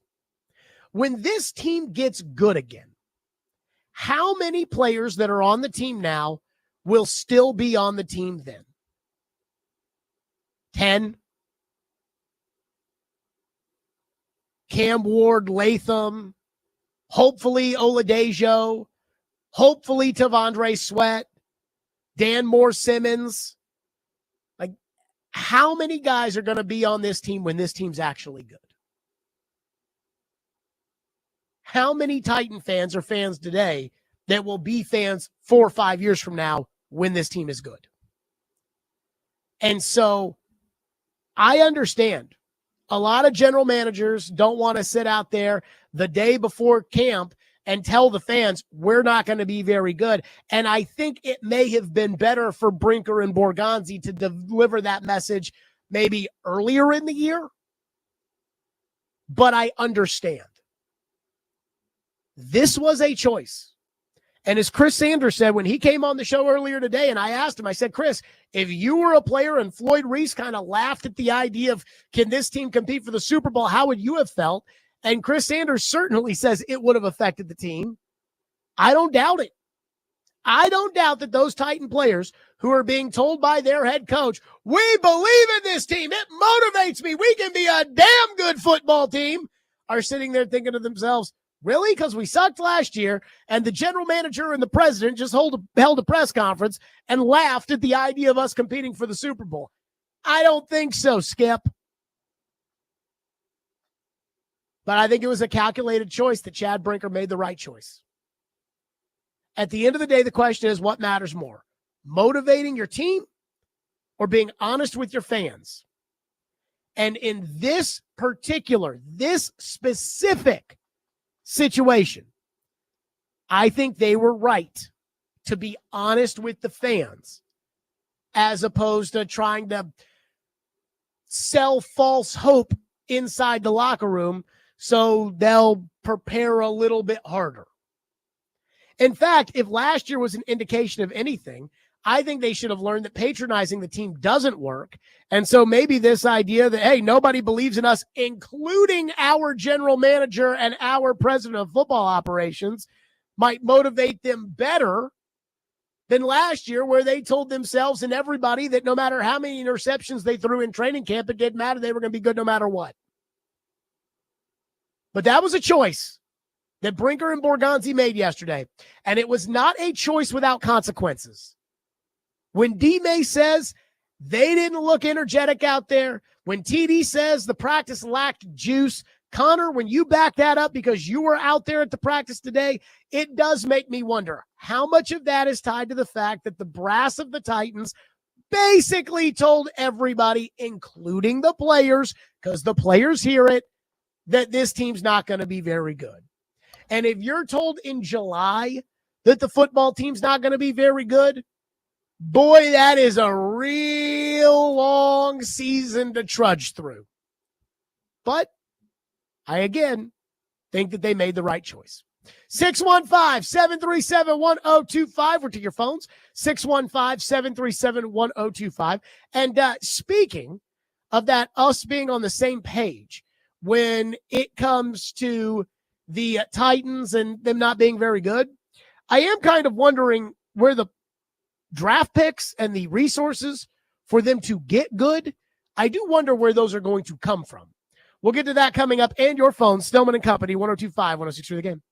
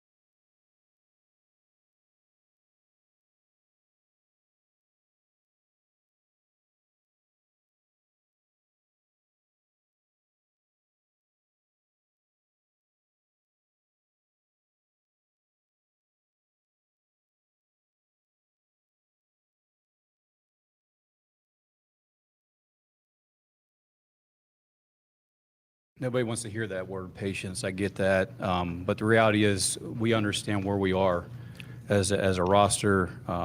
We got a lot of work to do. And we're going to be relying on a lot of young players this season to carry this football team. And we need those veteran players as well to help those young players grow. So there will be some challenges, but I do want to see our football team improve from day to day to week, to where by the end of the season, we'll see what we look like. And hopefully we're healthy. This is a game. It's a war of attrition. So you got to be healthy, and there's just a lot of work to do. So it's hard to really define, if you're asking me what does success look like in 2025, I think that's for you guys to write about. I just want to see this team get better. And we'll go through another, season this year, acquisition. We got the first waiver claim. We're going to constantly be looking to upgrade this roster. If guys aren't getting the job done, then we'll get guys in here that will. So the top of the roster is just as important as the bottom. That was Chad Brinker yesterday. Hey, patience. It's going to take a while. I just want to see us try hard and get better every week. That's all I want to see. Boy, I appreciate the candidness. I appreciate the honesty and the reality check. But I also think we have to understand a couple things. Number one, the NFL is not a very patient league. Number two, here's the issue I have when it comes to Chad Brinker's master plan, which is now that we're all on the same page, that the Titans don't have a lot of good players, I do wonder what the plan to acquire more good players is going to be. So remember at the beginning of all of this when Brinker got elevated and finally did a press conference and said he wanted 12 picks in the top 100 over the next 3 years? Well, if you count the trade down that they did last year or in the previous draft from 35, which allowed them to get Oladejo and Kevin Winston, if you count that trade down, right now they have 9 picks in the top 100 over those 3 drafts. Where are they getting these core pieces from? I think you need 12 core pieces in order to be a legit football team, a legit contender. Again, I go back to the old Titans of Tannehill, Henry, Byard, Simmons, A.J. Brown, Jonnu Smith, Jack Conklin, Taylor Lewan. That at the end of the day, even when you add in a Harold Landry and a Jayon Brown, they probably had about 12 core pieces, somewhere between 10 and 14, something around there. Where are you getting 12 core pieces from with this group? As of right now, there's Simmons, Dan Moore. The rest of these I think you're kind of hoping for, because the thing about draft picks are they all sound good, but they might actually end up being busts. They hope Cam Ward ends up being a core piece. They hope J.C. Latham ends up being a core piece, and I think Latham will be a core piece. They hope Oladejo will be a core piece. They hope Brownlee will develop into a core piece. And T'Vondre Sweat is a nose tackle, but the Titans keep talking about getting more pressure from the interior, and I think they're talking about him. So if he can learn to get sacks, then I guess he can be a core piece. That's 7. That's 7 guys. And it's not like we know that they're going to hit on Oladejo or that they're going to hit on Brownlee. We don't know that yet.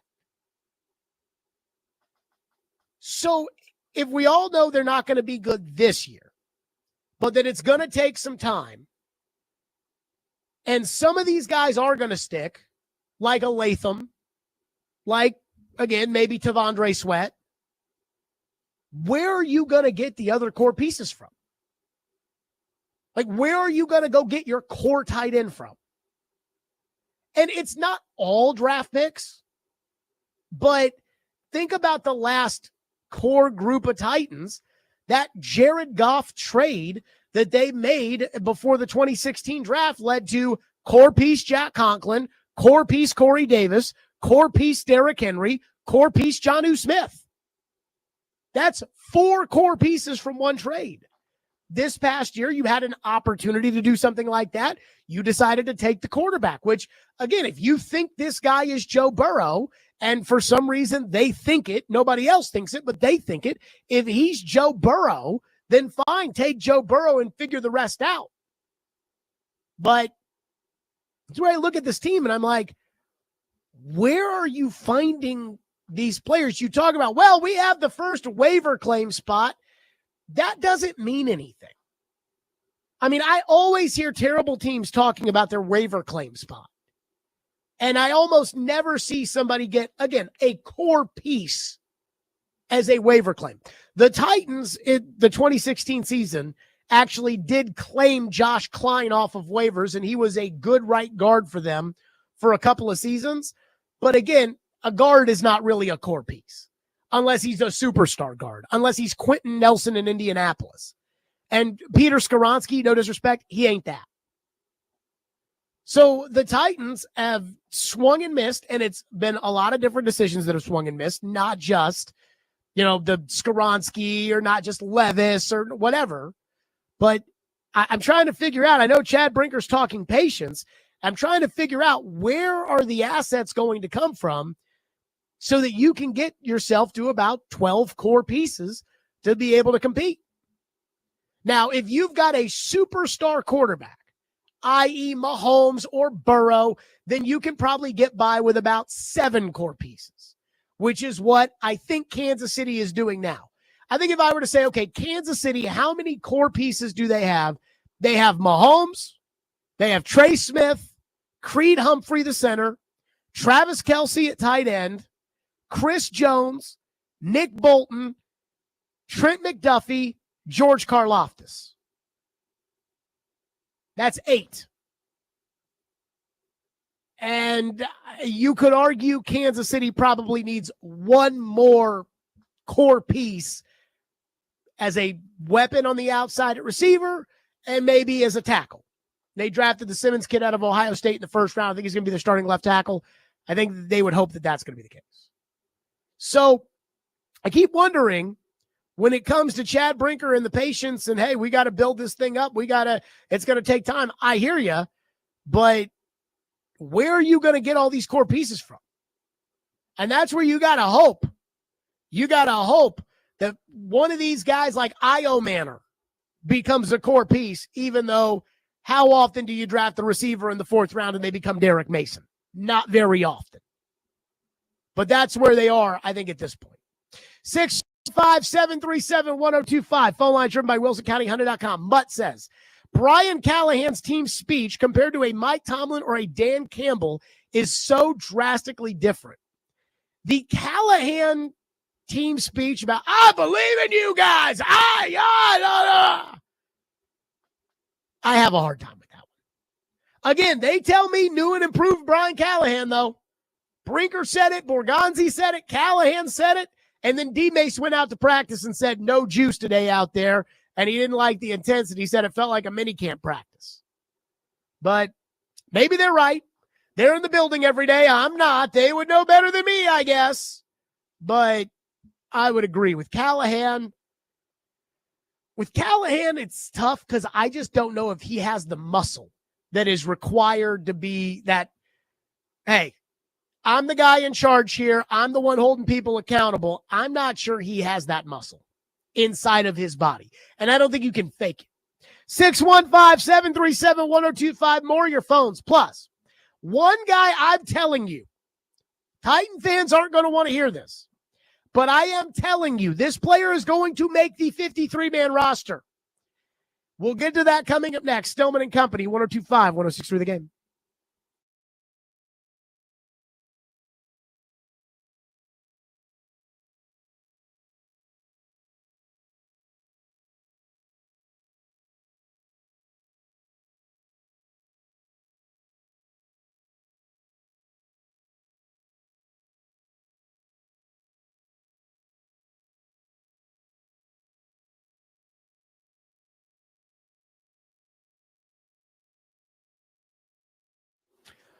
Let's talk Hiller Plumbing, Heating, Cooling, and Electrical. You know I love Hiller. They take great care of my home, and they can do the exact same for you.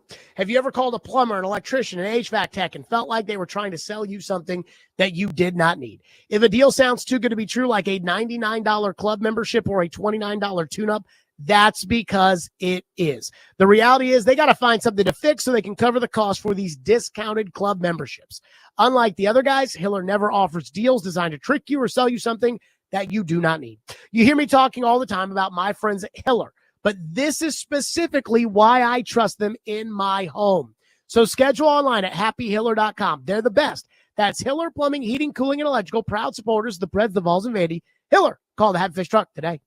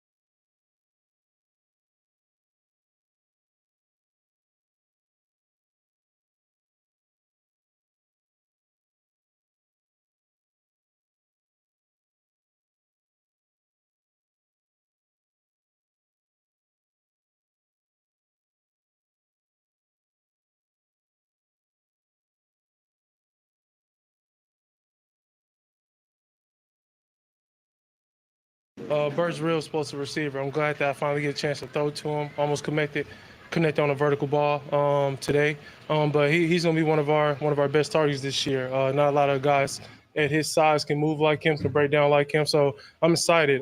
Just hope he stays healthy. But when he does stay healthy, he'll be one of the best receivers out there. That was Cam Ward, not me, who said that Treylon Burks, if he's healthy, he's going to be one of the best receivers out there. So I'm just going to tell you something that you don't want to hear. At least Titans Twitter doesn't want to hear it. I'm telling you right now, Treylon Burks is going to make this football team. So I saw TD had an interview or talked to Treylon Burks coming off the field today. And I'll say this, Burks does look like he's in pretty good shape. But it does feel like for the last couple of years it's been, hey, Burks has showed up in the camp. He's ready to go. And then, there's Treylon Burks in Minnesota with a knee injury. There's Treylon Burks on IR. There's Treylon Burks hurt again. There's Treylon Burks. So Treylon Burks had the knee injury last season, and I think it was a torn ACL, or at least that's what we were led to believe, that it was a torn ACL or something like that in the middle of practice last year. So none of us saw it happen, but Burks out for the year. Surprise, surprise. And then Burks was going to be brought back very slowly. And I saw Burks out there during OTAs and minicamp, and I'm like, Burks looks fine to me. And the Titans were like, well, he's not going 100% yet, but he's ahead of schedule. He's looking okay. I'm like, he looks like Treylon Burks to me. And yesterday, when they announced that Treylon Burks was not going to be on the PUP list, because apparently his knee does heal, unlike L'Jarius Sneed's knee, but apparently his knee does heal. So when he was starting to come back through that, I started to think to myself, well, maybe the fourth time is the charm for Treylon Burks. And I know Titan fans are saying, oh, Jared, we've been through this with Treylon Burks. And I agree. But right now, Treylon Burks, if he makes the team, would be as the 5th or 6th receiver. Because they are going to keep Calvin Ridley, and he's ahead of Treylon Burks. And they are going to keep Tyler Lockett, and he's ahead of Treylon Burks. And Alec Io Manor and Chimere Dike are 4th-round picks. And unless you're as bad as Des Fitzpatrick was, you're not getting cut as a 4th-round pick. Then there's Van Jefferson. Then there's Burks. That's not the same as 2023. Until the last second that they signed DeAndre Hopkins, they didn't have anybody but Treylon Burks. That's not the same as last year, where they were giving Treylon Burks every opportunity to be on the field when DeAndre Hopkins got hurt, even though I thought NWI outperformed him in camp, and I thought NWI would be a more reliable player than Burks. But here's the reason Treylon Burks is going to make the team. And you need to understand this. Treylon Burks is owed $2.6 million this year, and it is fully guaranteed. The Titans do not burn money for the sake of burning money. I'm here to tell you, I know a lot of you guys are done with Burks. I know a lot of you guys don't care about, he could catch every pass at training camp, and you would still think he's going to break apart in the first game and make one catch for -2 yards, blow up his shoulder and his knee and his elbow and his head and his arms and his everything, and never hear from him again. And I understand it. And I would not count on Treylon Burks either. But if you're putting together your 53, I'm telling you, he's making the team. He is going to make this team if he is healthy, which is a big if for him. Because the Titans do not just waste money like that. And I keep hearing this every time somebody comes available. Titans fans are like, Jared, do you think we should have interest in Noah Fant? Jared, do you think we should go get a more expensive backup quarterback? Jared, they're not spending the money. They're not wasting the money. If they were going to spend money, they would have gone out and gotten some cornerback help, as opposed to, well, let's hope L'Jarius Sneed can do it. So I know Titan fans don't want to hear it, but I'm just telling you, Treylon Burks is going to make the team. I do laugh at the fact, though, Cam Ward's like, oh, he's special. He's going to be a big receiver for us. And I'm almost thinking to myself, so for the Titan fans out there on Titans Twitter that Cam Ward could fart and they'd be like, oh my God, did you see that fart? How do you feel when Cam Ward says Treylon Burks is going to be a huge part of this team? Are you now back on the Burks train? Or do you just not listen to that when Cam Ward says it, but you listen to everything else Cam Ward says because it makes you feel better about yourself? You tell me. 615-737-1025, which is our phone number if you want to weigh in, 615-737-1025. One texter says, hell, we've only hit on 3 draft picks over the last 10 years, and 2 of them are on other teams. Well, I'm not going to sit here and rehash all the drafts and everything else, but you know that in 2016, you hit on all pros in the first 3 rounds. And in 2019, you hit on Simmons, you hit on A.J. Brown. Yes, A.J. Brown's on another team. You hit on Nate Davis, you hit on Amani Hooker, you hit on David Long. It's really been since you started chasing it with Isaiah Wilson or an injured Caleb Farley or a guard, really a tackle who had never played guard, but we'll put him at guard with the 11th overall pick, that you've started to walk away from these drafts with nothing. I mean, this team has hit on guys like Jayon Brown. That's what they need. They need starting players. One texter says, Callahan says that this team has what it takes. And yesterday's interview with the general managers, he seems to think different. Who do the players listen to? Is it just common sense, or do they follow the coach? I think it's hard for players to ignore the idea that the general manager and the president of football operations are telling the fans they're not going to be very good. My guess is when Callahan gets up there in front of everybody and says things like, I believe in this team. Whereas they then go to the locker rooms, they get on their phones and they see on Twitter, Big Joe asked Borgonzi and Brinker if they think they can win a Super Bowl. And they see Borgonzi and Brinker kind of look at each other and smile like, ha, ha, ha, ha. They see that and they're like, yeah, okay. I'm not saying that they're listening to the coach and not, but I think they have a hard time getting over that one.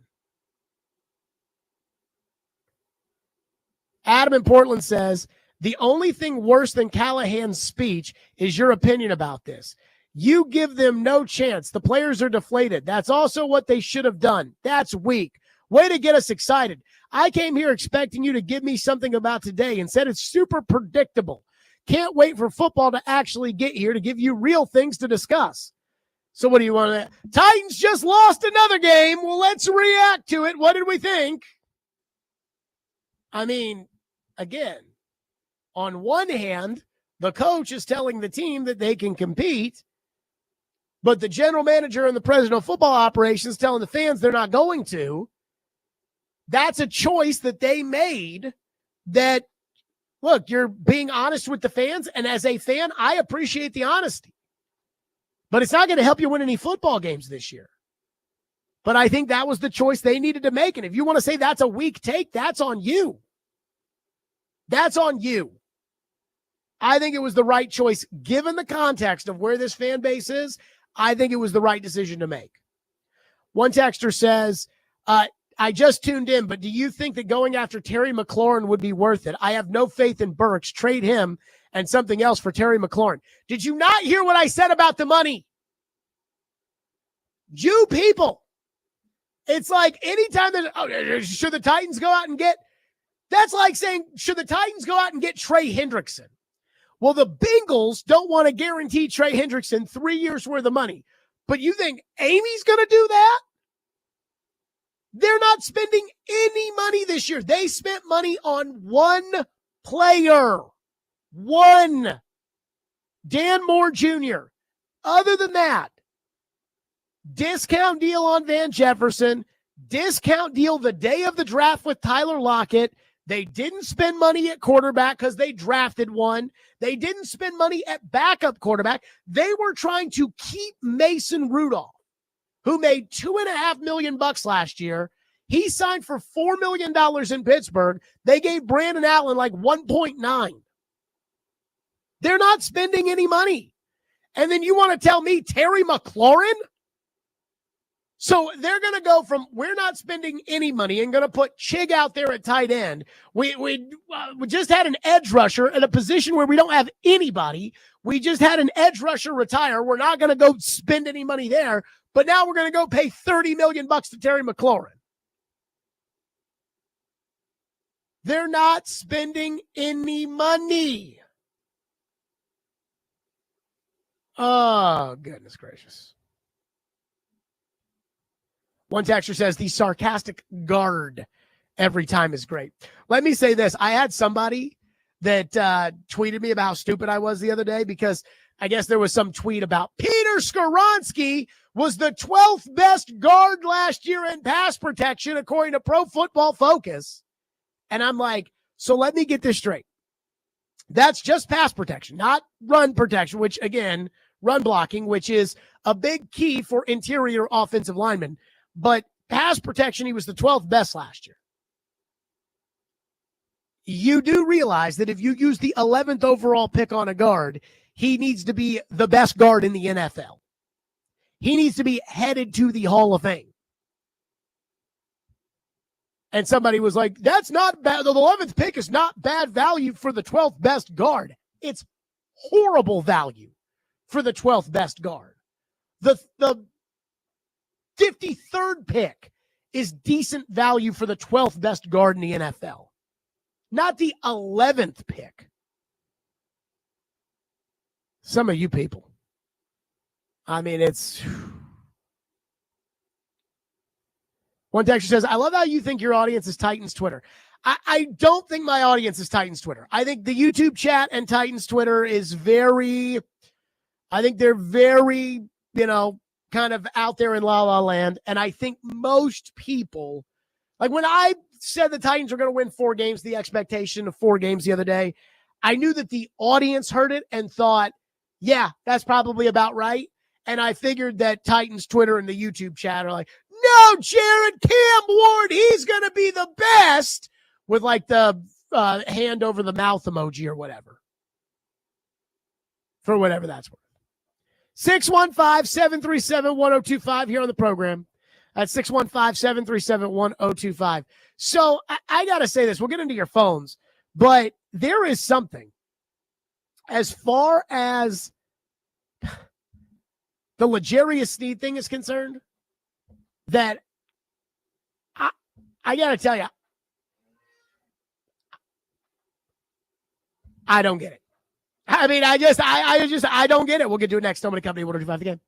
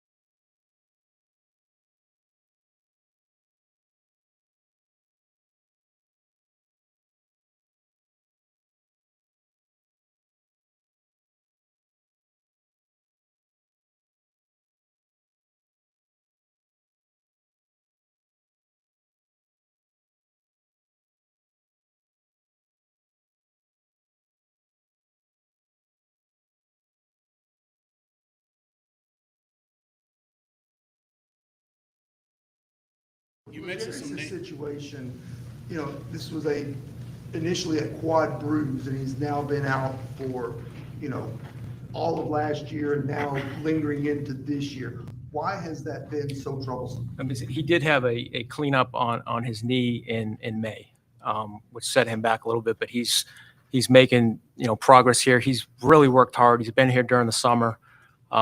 So, he's heading in the right direction. And like I said, we'll hopefully get him back here soon. Guys come back from cleanups in May to be ready for the start of camp pretty regularly, if I'm not mistaken. You saw the other side of the knee in Kansas City where the Chiefs gave up on him. I mean, what's the level of concern with him being able to be a contributor for this team come September, plus with the legal issues hanging over him? How good can you reasonably feel about him at this stage? Listen, I've keep in contact with LJ all the time. He's worked really hard to get back, and I feel really confident that he's going to be back. That was Mike Borgonzi yesterday, which he can say all he wants. He's confident L'Jarius Sneed's going to be back. He's not, and they're not, and I'm not, and you shouldn't be. And yesterday, when Borgonzi had finally had enough of the bull crap and had said, look, he had a cleanup on the knee. And I said, yeah, take that, Adam. Take that, Derek. Take that, Willie. You guys that said, well, Jared says it's a knee, but it's not a knee. It's the quad. The Titans say it's the quad. So I could not believe this. There were still people yesterday that were saying, can you believe Jared is saying the Titans lied when they said it was the quad and not the knee? I'm like, dude, the Titans are telling you it's the knee. The knee was bad. They traded for him because Ran Carthon is incompetent. They traded for him. The knee was a problem. They knew they would look incompetent if they admitted it. They lied about it. Now we all know it's the knee. They've even fessed up to it. It's the knee. Even today, Brian Callahan admitted that he wasn't telling the full truth and nothing but the truth. With Sneed being on PUP, like what is the plan? I know apparently he's week to week, but what is your plan for him to work his way back? Yeah, I mean, it's hopefully sooner than later he'll be out here, and he hasn't practiced a lot as of late, and so it's just we're going to have to get him back, get his legs back under him, get him back in shape, in football shape, that is, playing football. And so that's a process that'll start hopefully sooner than later, and we can get him back on the practice field, practicing and communicating with his teammates. With him not taking part in OTAs and minicamp, Mike yesterday, Borgonzi, he said the procedure was done on his knee. Was there any reason, if it was done in May, was there any reason why you didn't disclose that? Because it was the off season, to be honest. It's not trying to hide anything, but those things come up, and then you just see where they get to by the time we get to here, and it was pertinent to let you guys know that at this point. And that's what kept him out of OTAs and minicamp. Mm-hmm.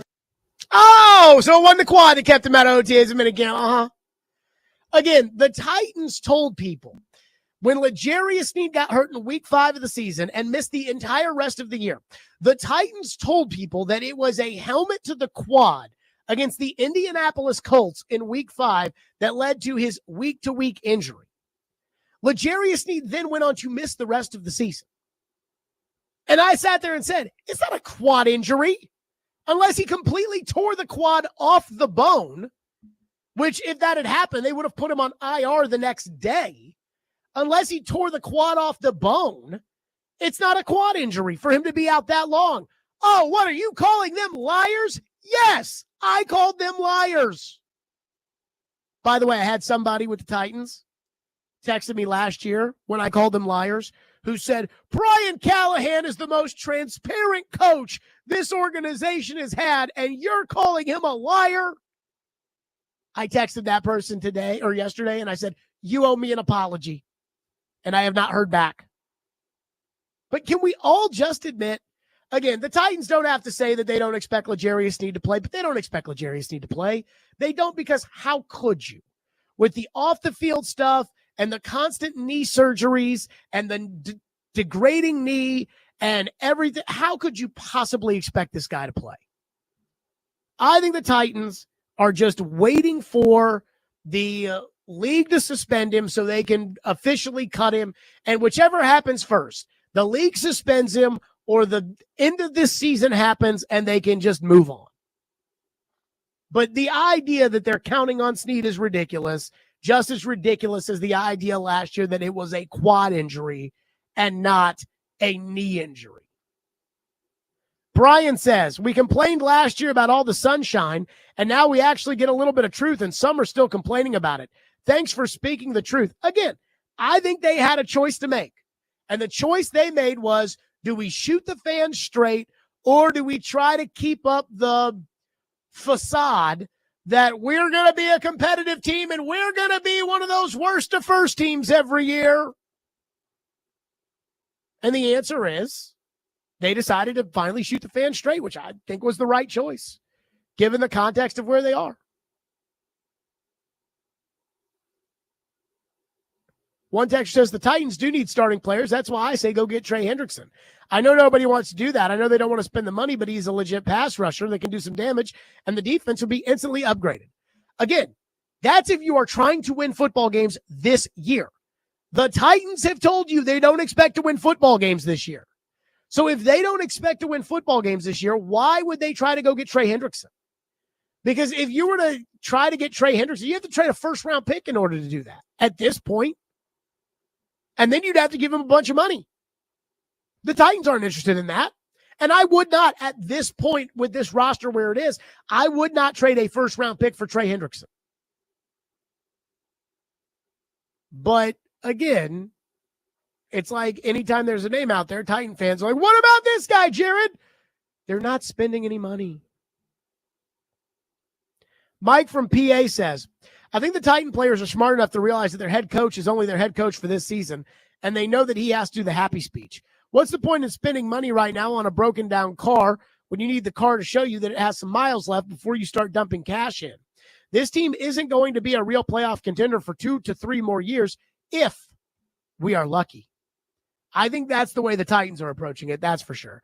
I feel like the one thing that I would say is I do think you need to spend money to help Cam Ward be successful, because if it's all crap around Cam Ward, then you run the risk of ruining Cam Ward.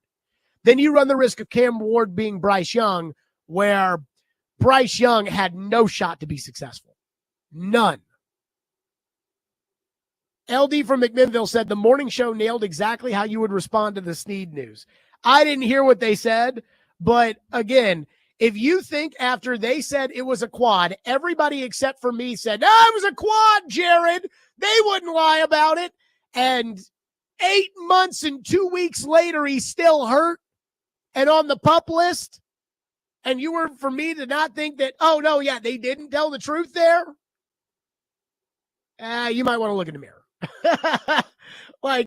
Again, I was right. And unless you want to believe this perfect theory that, no, it was a helmet to the quad, but then it also was a quad strain, but it also was a knee injury, and it also was if you want to believe some 9-layer theory that allows there to be this tiny little needle that could be threaded to where the Titans were telling the truth about that quad injury with L'Jarius Sneed, be my guest. Or if you want to be a normal person who takes things at face value and says if it looks like a duck and it quacks like a duck, and I told you the knees were bad, and people told me the knees were bad, and teams around the league pulled their offers because the knees were bad, and Rand Carthon was stupid enough to do it because he didn't care about the knees being bad because he is incompetent, and then they lied about it because they knew how incompetent it would look if they told you the truth, and now that the guy who's in charge isn't the guy who's culpable for making that stupid trade to begin with, and he's telling you it's the knee, if you want to believe the truth, what it clearly is, well, then thank you. But if you want to believe this 9-layer level of secrecy, this threaded needle that makes it so that the Titans technically didn't lie, when again, it looks like they completely lied, well, then you can go live in La La Land. 615-737-1025. Jared versus Joe is next. Stillman and Company, 102.5, 106 the game.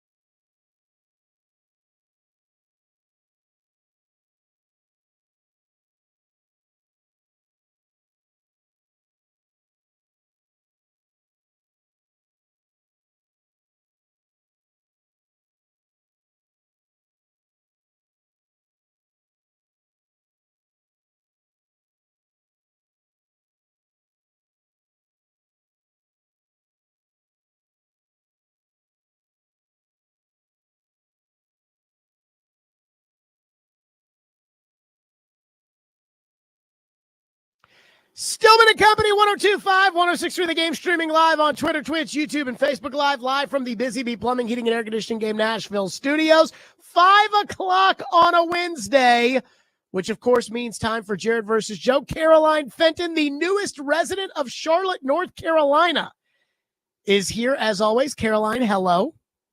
Hello, just me and Michael Jordan. Just you and Michael in Charlotte, North Carolina.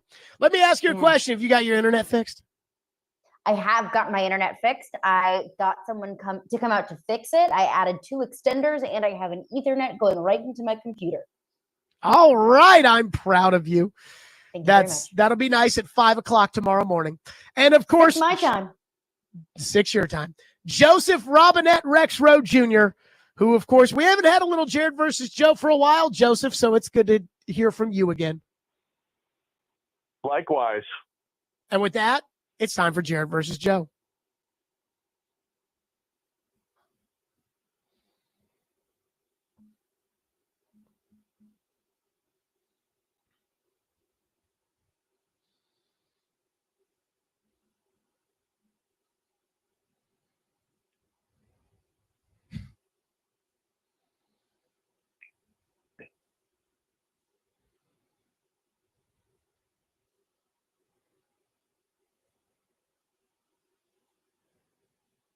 Caroline, the floor is yours.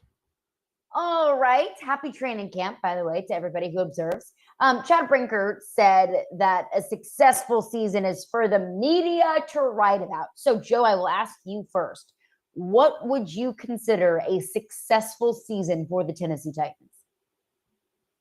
And I assume you mean a successful season that's actually physically possible. Not like the obvious definition of a successful season. They won the Super Bowl, then yeah, that would be a successful season. But I don't think that's necessarily in the cards. We would all agree. Right. So yeah, a successful season for they don't either. I can tell you. Yeah. Oh, great. To me, it really is about Cam Ward more than it is about because, okay, you won 7, you won 5. It's probably going to be somewhere in that range. Would be my guess. Maybe I'd go 4 to 7. So there are other things I think a successful season would be that it looks like Brian Callahan can be a head coach and they don't have embarrassing gaffes all the time and they don't have ridiculous special teams mistakes, which I think will probably happen at least in that aspect of the team with their new special teams coach. But the biggest thing is it's Cam Ward. Cam Ward gets through in one piece, looks like a guy. Looks like there's something to build on there. Like you may have your guy. And also, like some of these other additions were smart choices too. That some of these draft picks, Io Manor, okay, that's actually a good pick in the 4th round. Oladejo project, but boy, he's actually going to be a guy who can make a difference. Tavondre Sweat looks better. I mean, to me, it's more like individual and it's about development and hoping that at the end of the year, you look at it and say, okay, this roster actually isn't complete crap. There's some stuff to build on, starting with the quarterback. I mean, that to me is much more important than, whether they're faintly in the wild card race as of Thanksgiving or whatever. I mean, they're not going to sniff the playoffs. So it's about individuals to me. So what I think is, I think that it's much more, as much as it's easy to say right now, it's about the development of the quarterback. Do we know if the quarterback's the guy? If we, Caleb Williams threw for 3,500 yards last year, 26 touchdowns and 6 picks. And yet, wouldn't we all say Caleb Williams had a bad season, or at least that's the way people view it, because they won 5 games last year? Jaden Daniels. No. What? No. Jaden Daniels. He's been compared to Jaden Daniels unfavorably because of what Jaden Daniels did. And I think Jaden Daniels is better. But no, I didn't see anyone say Caleb Williams was a failure because the Bears won 5 games. Caleb Williams, nobody in Chicago, I don't think, or very few people in Chicago are like, ooh, man, I don't know about this QB. They're still excited about Caleb Williams. Right, but there's nothing that Caleb Williams or Drake May could have done to make people think that it was his fault. I mean, everybody thinks that Drake May's on his way and then, oh, yeah, Vrabel, he'll save him. That'll be this. No matter what Cam Ward does this year, there's not going to be a single Titan fan that thinks that any of it's Cam Ward's fault. If Cam Ward sucks, they'll say Callahan stinks and the roster stinks and they're holding Cam Ward back. Nothing he can do. There's nothing he can do for anybody to say, oh, yeah, I don't know about this kid. Nobody will label him a He bust gets after a this, total after the pass first year. He gets a total pass from everyone, no matter what. That's what you're saying. The point being is Jaden Daniels last year threw for 3,500 yards too. Like, the difference between them was 20-something yards.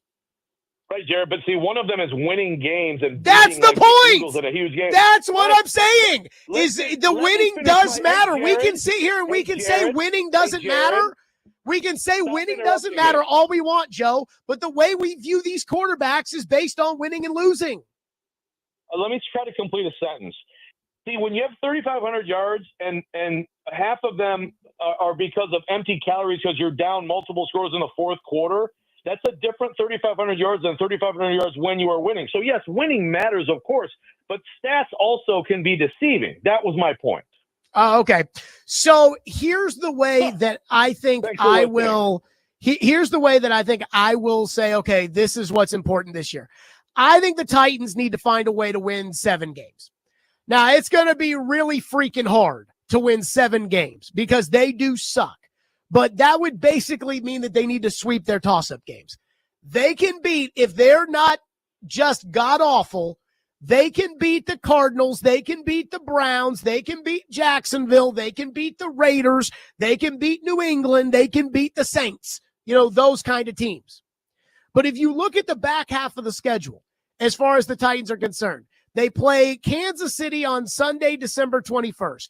Outside of that game, Jacksonville, Cleveland, San Francisco, who looks like they're rebuilding a little bit, New Orleans, Jacksonville again.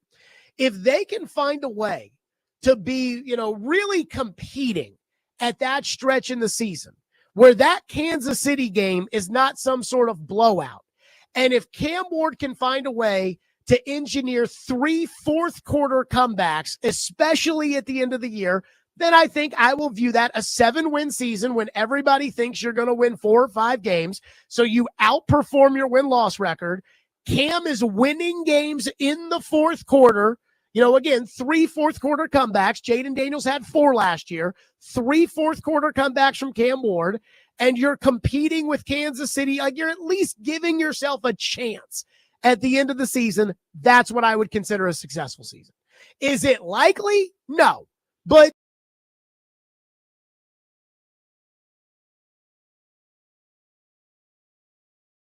7 wins and competing at the end of the year and fourth quarter comebacks for the young quarterback. I need 3 of them where he wins the game at the end for him. That would be a successful season for me.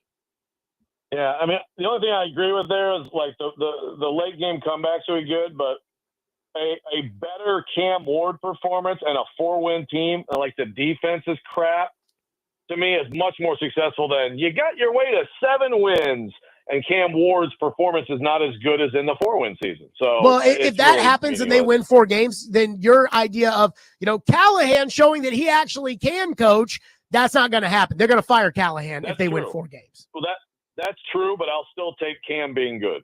I will also say this. I think that, again, a successful season, big picture for the Titans, might actually be Callahan getting fired because I'm not sure Callahan's a very good coach.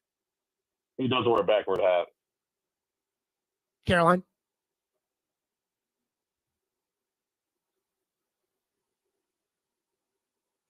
Did we lose Caroline? I had to sneeze, so I muted myself. You bored her off Joe, Jared. I pulled a Joe Rexroad. I'm so sorry. You did not lose me. Speaking of Brian Callahan in the backwards cap and the rah-rah speech to the team, did he pull it off? Jared. No! It was so bad. It was like, I believe in this team. We can be a damn good football team. The way you guys came in the building, it motivates me every day. And he's wearing a backwards cap like a dope. I mean, like a dope. I mean, he just looked like such a dope. And I could not get over it watching this rah-rah speech and him in his backwards cap that I truly went to ChatGPT. And I said to ChatGPT, I said, ChatGPT, why is this bothering me so much of looking at Brian Callahan in a backwards cap? And ChatGPT said, it bothers you because it feels like it violates what you subconsciously expect from a head coach in the NFL, where leadership, image, and authority are part of the job. Wearing a cap backwards is casual, maybe even juvenile or defiant, when as a head coach, you likely expect professionalism, authority, attention to detail, and a sense of command. Not the same vibe as a guy tossing a Frisbee at the tailgate. I'm like, oh my God, that's exactly it. Brian Callahan cannot be the head coach. He's a coordinator, maybe. He is not head coach material. His rah-rah speech was terrible. I don't think any of those players took it seriously. And looking at 5'8" Brian Callahan trying to give them that speech with a backwards cap on, I'm sorry. It's sloppy. It's freaking juvenile. It's just another example that Brian Callahan can't be a head coach in the NFL. Caroline, the question was, did he pull it off, right? Yeah. Yeah, it wasn't a great speech. I mean, I don't think Brian Callahan is. It's just I don't think it's his personality to be a get growling and get loud. And, some people it is, some people it isn't. More and more coaches in this league, it isn't, which I think Jared kind of doesn't realize sometimes. Like, I couldn't care. The hat thing is just so dumb. It's just a classic, Jared waste of a half hour to talk about a stupid hat. Could you imagine Nick Saban wearing a backwards cap addressing the team? Caroline, No, but I can picture Dan Lanning doing that, and I think he's a pretty good coach. Yeah. Can you imagine Genghis Khan leading the Mongolians into battle with a backwards hat on? What are you talking about? What are you talking about? It's just so stupid. I'd say Nick Saban's probably a little bit more recent than Genghis Khan. Yeah, you're like, Tom Landry wouldn't do that. What? Oh, right. okay. Tom Landry didn't. He wore a perfect hat. Yeah. Yes. I mean, like Robbie said, I think, sometimes were you born in 1930? I mean, what are you talking about? But no, did he pull it off to answer the question? No. I mean, it wasn't very good, and it seemed forced and strained and unnatural. And again, that's just not his thing. The question is, and the one thing that Jared has brought up that I have agreed with is, you do have to hold people accountable. You don't have to do it in the old growly football coach way. I mean, a lot of coaches are more like him now, and they're more this generation, which I think he's in Jared's generation, although Jared acts like, he grew up in the Great Depression. But but the speech itself is absolutely was not. I mean, that's one of those things, the Titans probably planned all on to share that, but sharing that probably doesn't make Titans fans feel better about him. So I do wonder, as we were talking about that, I do wonder all of it. How rehearsed was it? Did Callahan go to the social media team? And I think Callahan, by the way, is very hands-on with the videos that they're making and stuff. I've said this, think that? Because this Titans of Tennessee YouTube series that they're putting out features him very heavily, from an interview standpoint and He's the head coach of the football team, Jared. Yeah, but they didn't have a sit down with Borgonzi or Brinker. I mean, I feel like that Callahan wants that out there. This is just me. I think Callahan's the one that got Robbie Bourne out. I think they hired the guy who worked with Callahan at the Raiders. I think Callahan cares about this. The stuff that the head coach probably shouldn't care about. I've said this. How some head coaches are no-nonsense guys? Like Vrabel, no nonsense. Saban, no nonsense. I think Callahan is an all-nonsense guy. And so I think he thinks hey, the players nowadays, they watch the YouTube videos and the TikToks. And so we need to – I wonder how rehearsed the speech was, the fact that they were going to put the speech out there for people to see. And I wonder if part of his rehearsed speech for the camera, if the backwards cap was a part of the rehearsed speech that we're going to put out there. Because I don't think I've ever seen Brian Callahan wear a backwards cap. Wow, this is fascinating stuff. I wonder, did they get the hat from, the plane from Green Bay? I mean, there's so many ways we could go with this. I didn't think that was very funny. If the backwards cap was orchestrated, I'm gonna turn my hat around for the camera, does that make it better or worse? I almost feel like it's better that he's not organically turning his hat around backwards. I mean, I never thought about it like that. But I will say this. Like if I know you guys. When you watch Dan Quinn, do you have to turn the channel when you see Dan Quinn coaching an NFL game with his hat backward? I think Dan Quinn's a total boob. Like, I know that Washington won some games last year, but like, I think Dan Quinn is a complete and total boob. Won some games last year. They were in the NFC Championship game, Gary. I know, but like, again, I think he's a total boob. I remember Tell the Truth Monday. Like, I think he is I think he's a boob. That said, Speaking of boobs, though, you know who else used to do Tell the Truth Monday? Who? Ed Orgeron. He was a boob. And like Ed Orgeron, Brian Callahan's only success that really matters in the NFL is because he had Joe Burrow at quarterback. But again, I know you guys are going to think I'm crazy. I think Callahan I think he is very involved in the audio video department as far as the Titans are concerned. And I think he needs to be more involved in the things that matter department. But I swear to you, I watched that Titans of Tennessee YouTube video, and I'm telling you, this thing looked like a Callahan production. I watched it, and I thought to myself, have you watched it, Joe? No. It's a 25-minute behind-the-scenes YouTube video. I watched it, and I walked away from it thinking, like, that was a script written by Brian Callahan. And again, that's uniform reveal tweets. Is he out there tweeting their stuff? I mean, I am telling you, really what he's doing. I got the serious vibe that, it's like those stories that come out when a coach gets fired about, can you believe that the coach actually cared about this? You never hear about it when the person's actually the coach, but you hear about it, especially these like crazy SEC coaches like Derek Dooley. It's like, can you believe Derek Dooley actually cared about that when he was the coach? I'm telling you, the YouTube videos, I think Brian Callahan thinks that stuff matters and is very hands-on with that stuff. And I think that forced speech was a Callahan production. And I thought it was awful. And I think the backwards cap was embarrassing. More Jared versus Joe to continue next. Stillman & Company, 102.5 The Game.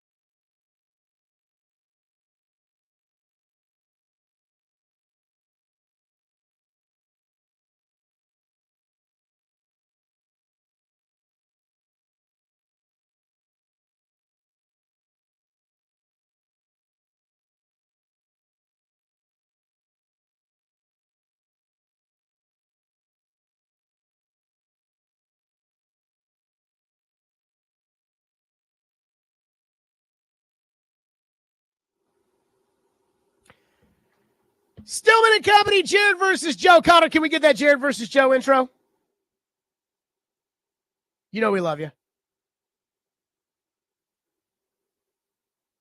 There we go.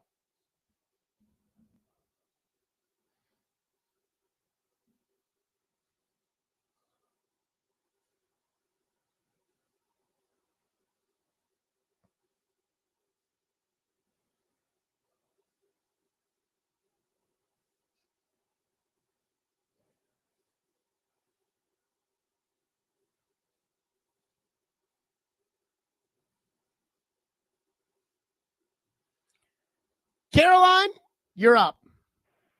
You know, I feel lied to. You know why? Why's that? Because L'Jarius Sneed told me that I and Titans fans would not have to worry about L'Jarius Sneed's knees. But the Titans just put L'Jarius Sneed on the PUP list with a knee injury.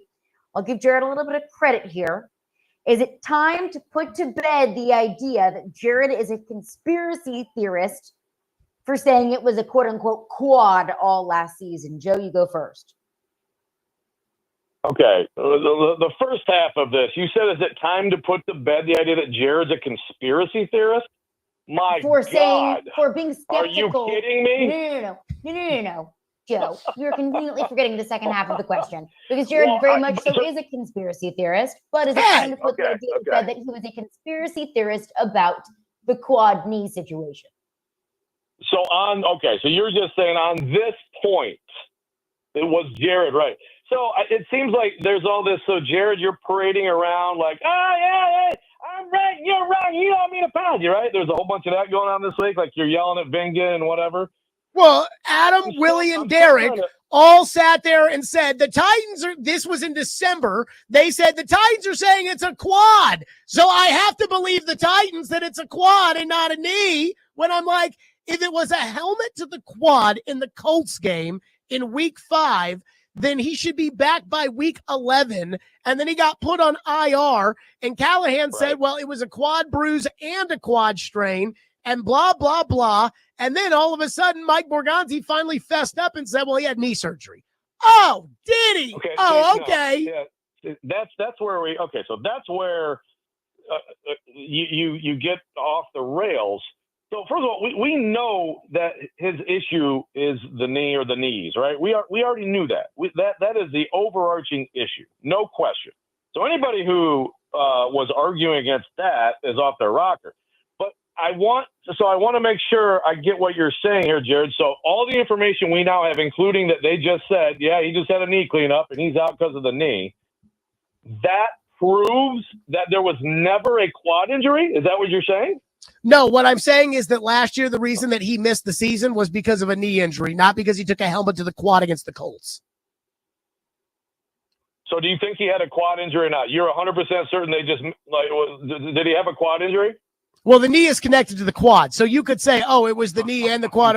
But I believe L'Jarius Sneed last year missed games because of the knee. The bad knee that he told Caroline that Titan fans had nothing to worry about. Right. I mean, obviously it's been a complete farce. Yeah, we talked about this today. Jake Lyman and I talked about this today on the show. I mean, to me, it's like I would tend to believe that like they didn't just completely fabricate a quad injury, totally make it up. I would tend to believe that was true. I don't know for sure. Teams, they can lie or certainly, fudge a little bit here and there with injuries. And then that eventually it was like, yeah, you know what? The knee's bad. Bag it for the season. This team's bad. The season's terrible. The knee's bad. Bag it. Maybe you come back and you'll be fine. So that would be, if I had to, like, you must, bet a lot of money on what you think actually happened behind the scenes. That would be my guess. So I don't know if that means that like Jared is validated here as not a conspiracy. That's what it sounds like, Joe.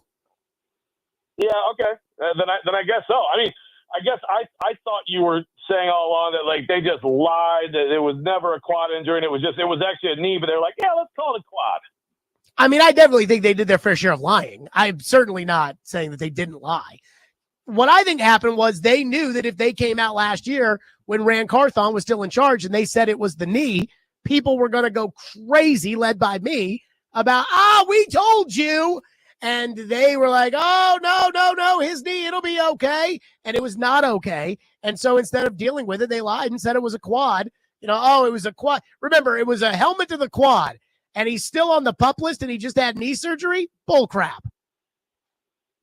Right. So but this latest thing to me is like, I mean, I just view it separately, right? Like, oh, hell, here we go. L'Jarius Sneed continues to have problems with his knee, which is why he didn't even practice in the 2023 season. He was still great on the field that season, but it's a chronic issue and it's always going to be a thing. So I guess I don't necessarily tie the two together, but sure, let's give Jared a round of applause. Thank you. And apparently you said some very disparaging things on the morning show. I would like a retraction as far as those are concerned. I don't know. I didn't hear it. Are you lying about what we said? No, somebody texted into the text line and said that you and Jake were talking about Jared was wrong. And now it sounds like you're saying Jared was right. What I just said to you is what we talked about this morning. But I thought you were saying that the quad was total BS, totally made up. So if that's not the case, then you're fine. I mean, I think it was mostly BS. Again, could he have had a quad injury? I don't think that it was a helmet to the quad that is why he started missing games last year. I think they thought, he'll miss a couple games because of the knee, but we'll say it's a quad so that Jared Stillman doesn't go nuts and loses crap about how incompetent we are because we're going to try to tell people the ball didn't bounce our way. Yes, team policy so Jared doesn't go nuts. You go nuts if Will Levis says DeMario and mistakenly says someone's wrong name and it means he doesn't study film, dude. You're going to go nuts no matter what. They know this. We all know this. I think that Will Levis saying DeMario in that Jets press conference when there was not a DeMario on their team was an indication that Will Levis wasn't actually putting the work in. Incredible. Truly incredible. Oh, you just must think Will Levis is the greatest competitor and biggest winner there ever was. No, he's really a Manning over there. But you talked to his mom about it, so his mom told you he was a hard worker, and you wrote it at The Athletic, so you must believe Will Levis is the hardest worker beyond reproach. Yeah, that's exactly what happened. Hey, you wrote it. You talked to Mom. Mom said he worked hard. You wrote it. Now you think that when he mentions players on the Jets that don't actually exist, you make every excuse for him. Right. I talked to media who covered him. I talked to media on and off the record who covered him. I talked to people who coach him. I talked to people who played with him. I talked to people who mentored him. And there was never a quote that said, he's the hardest worker ever. So other than you lying about everything, you're really on track here, Jared. Well, I mean, I think that Will Levis deciding not to have that shoulder surgery was because he didn't want to be the third string quarterback of this team. And I certainly don't think that lines up with the great competitor and hard worker that you wrote about at The Athletic. Caroline, what's next? God, you're a bit of a loser's cramp there. Oh, it's definitely a loser's cramp. Jared, you go first. The WNBA All-Stars in the pregame warm-ups were wearing T-shirts that said, pay us what you owe us. Should they have done that? Was that a good move on their part? Yes, it was a good move on their part. And I need to have a rant for a second about how stupid some of the people on Twitter are when it comes to the WNBA. The amount of people that were like, that league loses $40 million do not understand the current state of the game. The WNBA is about to have a TV contract that kicks in next year that is equal to the MLS's TV contract. They've never had a TV contract like that. So when you say, well, the WNBA lost money, that is in the past. In the future, the WNBA is about to make a lot of money. And not only that, the WNBA has awarded 3 new franchises with a franchise fee of $250 million apiece, which means $750 million divided by 14 teams. So each team is bringing in about $50 million a crack just from those 3 new franchises alone. And on top of it, what's that? 6. They're bringing in 6 new franchises? Well, they brought in Golden State. Portland, right, those have already been paid for. I'm talking about but those were $250 million. So those were $250 million, and these are $250 million. Correct. Right. but the Golden State money's already come in. I'm talking about this year, the money they're about to make. So they're about to make those 3 new franchise fees. You've got Peyton Manning teaming up with Bill Haslam trying to buy a team, and they are getting rejected. You've got Patrick Mahomes trying to buy a team, and he's getting rejected as far as franchises for the WNBA are concerned. And I've got all these people on Twitter telling me that the WNBA players should just be grateful. The WNBA players absolutely deserve to be paid more money. They deserve a better share of the revenue. And as much as you may bitch about the WNBA or not like the WNBA, the reality is that the WNBA of 8 years ago doesn't exist anymore. Caitlin Clark's WNBA is a legitimate pro sports league that makes legitimate pro sports money, and they should be paid like legitimate pro sports athletes. I am totally on their side. I think that, again, do I think that they're going to, do I think they should be paid as much as the NBA players? No. But I think that they should be paid a percentage that is similar to the percentage of money that NBA players make. And I hear people say things like the NBA propped up the WNBA for all those years. And now that the WNBA is making money, now the WNBA players want their cut. Well, guess what? Is it Caitlin Clark's fault that in 1999 the WNBA wasn't profitable? No. Just like it's not any current NBA player's fault that the NBA might have lost money in the 50s. So it's ridiculous. The WNBA players right now, their CBA is a joke. They should be paid a bigger percentage of the money. They're making money. It is a money-making league. It is a real business. And the people out there that are talking all this stuff, they do not understand basic economics as far as the WNBA is concerned. Yeah, this was my rant today, and I basically said everything Jared just said there. I mean, they're going to have about $2.5 billion on this TV deal. The NBA got profitable in the mid-'80s. It started in 1947. They were giving out big contracts in the NBA long before they got profitable, and no one ever said, "Oh, it's not profitable." I mean, look, I worked at the Athletic, and very, very well documented publicly about our profitability. It just happened recently. It was started in 2016. They paid some people, okay? I mean, like this is what happens. You have revenues, and people are like confusing revenues and profits. And I totally agree with Jared. Completely misunderstanding basic economics. Caroline, who wins this week? It is pretty painful to me to award someone who just got their panties so in a wad over a backwards hat a win. Oh my God. So ridiculous. But I have to give Jared. Jared has been on the luxurious Sneed quad gate train for over a year now, and I have to give Jared credit for that. So Jared does win for that. That's yes, great. You guys are an awesome team. You guys are an awesome team. That's great. Joe, give me a break. Oh yeah. I mean, he's crying about a backward baseball cap. Good Lord. What more? It was a bad look for Callahan. You can admit it. Callahan should have had his cap on forward. If he had said to you, Joe, how do you think I look with the backwards cap on? Would you have said, turn that cap around? I would not have given a rat's ass. You would not have cared about the backwards hat if the Titans were 12-5 last year. Yeah, well, we wouldn't have made fun of his rah-rah speech if they were 12-5 last year. Exactly. Well, they're not 12-5. Be self-aware. Is he a bad coach, period, or is he a bad coach because he wears his hat backwards? Well, right now, I think he's a bad coach because he's a bad coach, but I also think the backwards cap doesn't help. Caroline, thank you so much.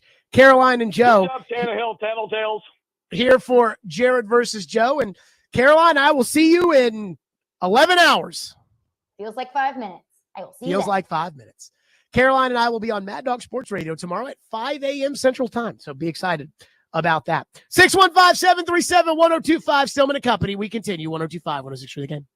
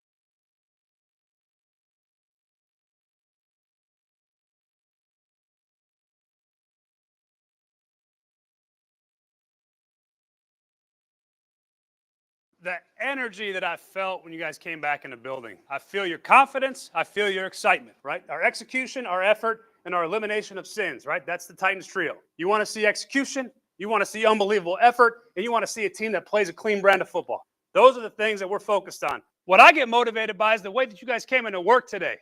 That's what motivates me. That's what gets me excited because I know what we have in this room because I believe in what you guys are capable of.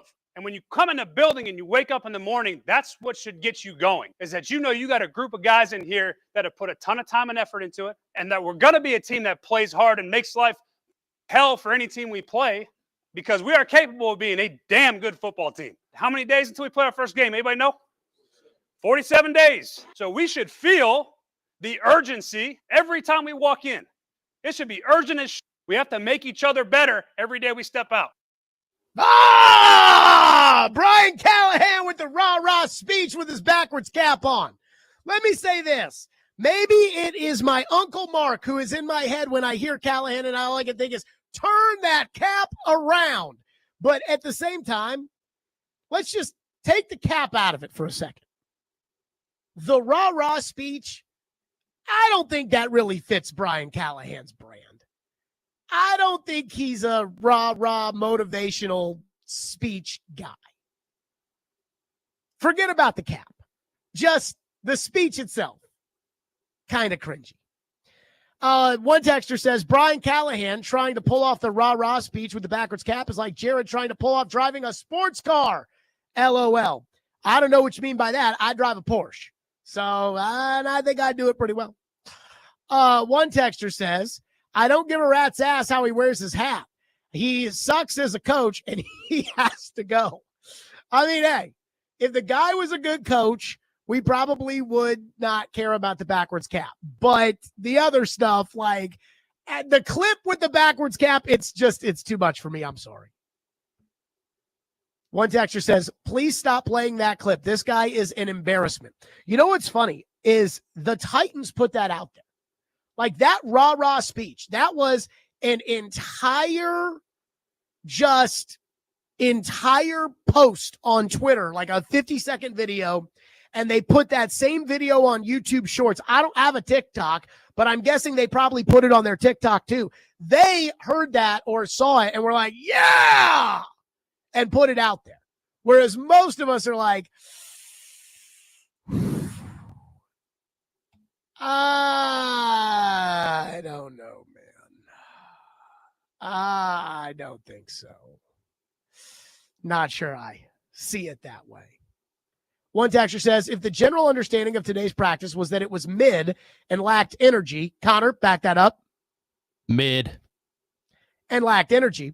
How in the world is Brian Callahan reaching to them that gets them motivated? And how come that they came into practice and played like that? And what world is he going to do when they actually come in? What is he going to do to actually get them to come in with energy? I don't know, man. I'm rooting for Callahan. I'm just betting against him at this point. Again, I believe in this team. Okay. 615-737-1025. We have had a tragedy here at the station here at 1025 The Game. I want to get into that next here on the program. Stillman and Company. That's what we'll do. 1025, 1062 The Game.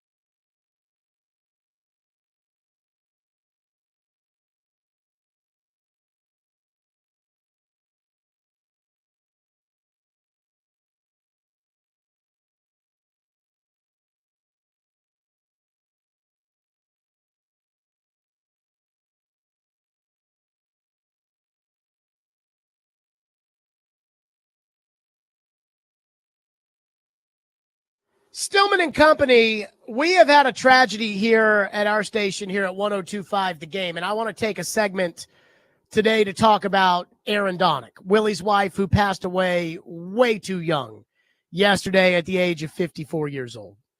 And I join the chorus of everybody here who is absolutely and completely devastated over the passing of Aaron. I've been with the station for 10 years. And when I first got here, I'm going to be honest with everybody, Willie didn't like me. I knew it. I was loud, I was arrogant, and I was an opinionated a-hole. And like I said, Willie didn't like me.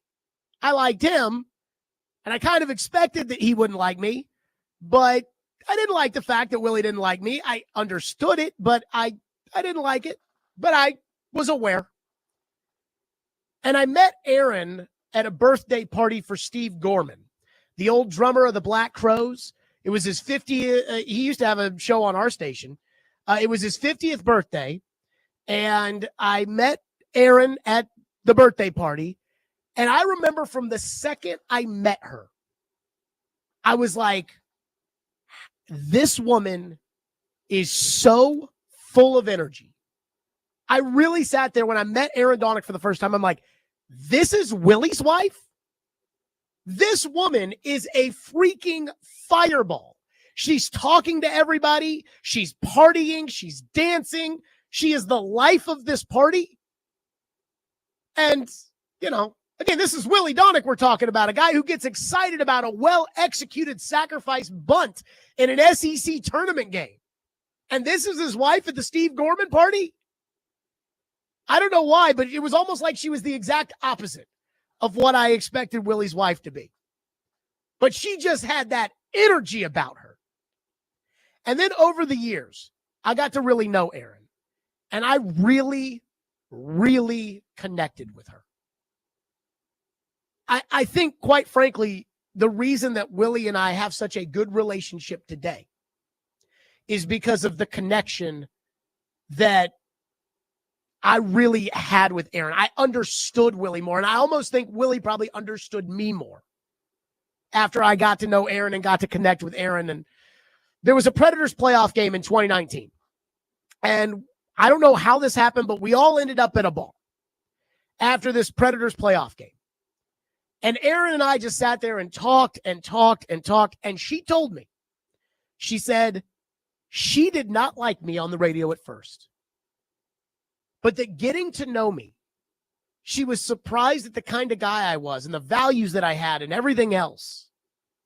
And from that moment on, everything that came out of that woman's mouth was so unbelievably wise and so kind and honest and caring that if we had a station event last year at Jasper's, and Aaron was there. And the first person I went to, Aaron Donic, she had that energy. She had that vibe. And her and I had such a unique relationship. She was a parent at USN. I was a USN alum. She would keep me in the loop. I went to a basketball game one time. I forget the reason why. I think my high school coach was coaching against USN. And Mahoney, Willie and Aaron's son, was on USN's team. And I was at the game. And I sat with Aaron Donic. And we talked for the whole game. We talked for 2 hours, 2.5 hours. I always looked to Aaron Donic for advice. She was the kind of person that I would go to, and there aren't a lot of people out there that I would go to and whose opinion I valued. This time last year, I even went back and looked at the text earlier today. Aaron sent me the kindest text when Willie went home and told her that Lindsay and I were having a kid. Aaron texted me, "Oh my God, Willie told me the news. This is fantastic. You're going to love being a parent. You're going to." And I just got so excited. Like when I just was reading the text exchange today and reading my response, and I was sending Aaron pictures and ultrasound photos, and she was, "Oh my God, I can't believe it." And she asked me how my Jewish mother felt about Lindsay, and I told her that we were going to name our son Jackson Reese after Floyd, and she said, oh my God, it's going to make me cry. Aaron Donic was the best. And I always cared what she thought because it was real and it was genuine. And she was real and she was genuine. And I sat behind her and Willie at Mark Howard's funeral a couple years ago. And both Aaron and I were just in tears. And we looked at each other and it made me feel okay to be upset. Because that's who Aaron Donic was. She was a caregiver at heart. Somebody who truly wanted the best for everyone. And if she didn't like you at first, like she said she didn't like me, she still wanted the best for you. When I first heard the news that Aaron was sick through the grapevine, I was devastated. And I mean absolutely devastated. And I'm not one of these guys who thinks that absolutely everything is part of the big guy's plan, but I do believe. And it's something like this level of tragedy with this kind of person that makes it hard to understand if there is a big plan out there, how someone who was so genuine and so kind and so supportive and so active and so healthy and stood for all the right things was taken so soon. I'll never understand it. Because the world just lost a really great person. I'm devastated for Willie. He is as good of a man as I know. He's a great teammate. He's a great friend. He's a great broadcaster. And as I said, I feel the moment that Willie and I's relationship changed for the better was really the moment that Aaron and I truly connected with one another. And I'm crushed for Evie and Mahoney because they had the best mom. They had the best example of what a person should be. I texted Willie yesterday when I found out the news that Aaron had passed away. And I said, she personified what everybody should strive to be. But most importantly, I'm devastated because Aaron Donic was one of the most enviable people that I knew. Enviable as in, I wish I was as pure, as caring, as genuine, as loving of a person as she is. I wish I cared about other people at the depth that she did. I wish I could make the world a better place the way she did. So for Aaron Donic, the most caring and loving person, gone way too soon at the age of 54 years old. Our thoughts are with the Donics, with Willie, with Evie, with Mahoney, and we'll keep them in our hearts, our thoughts, and our prayers.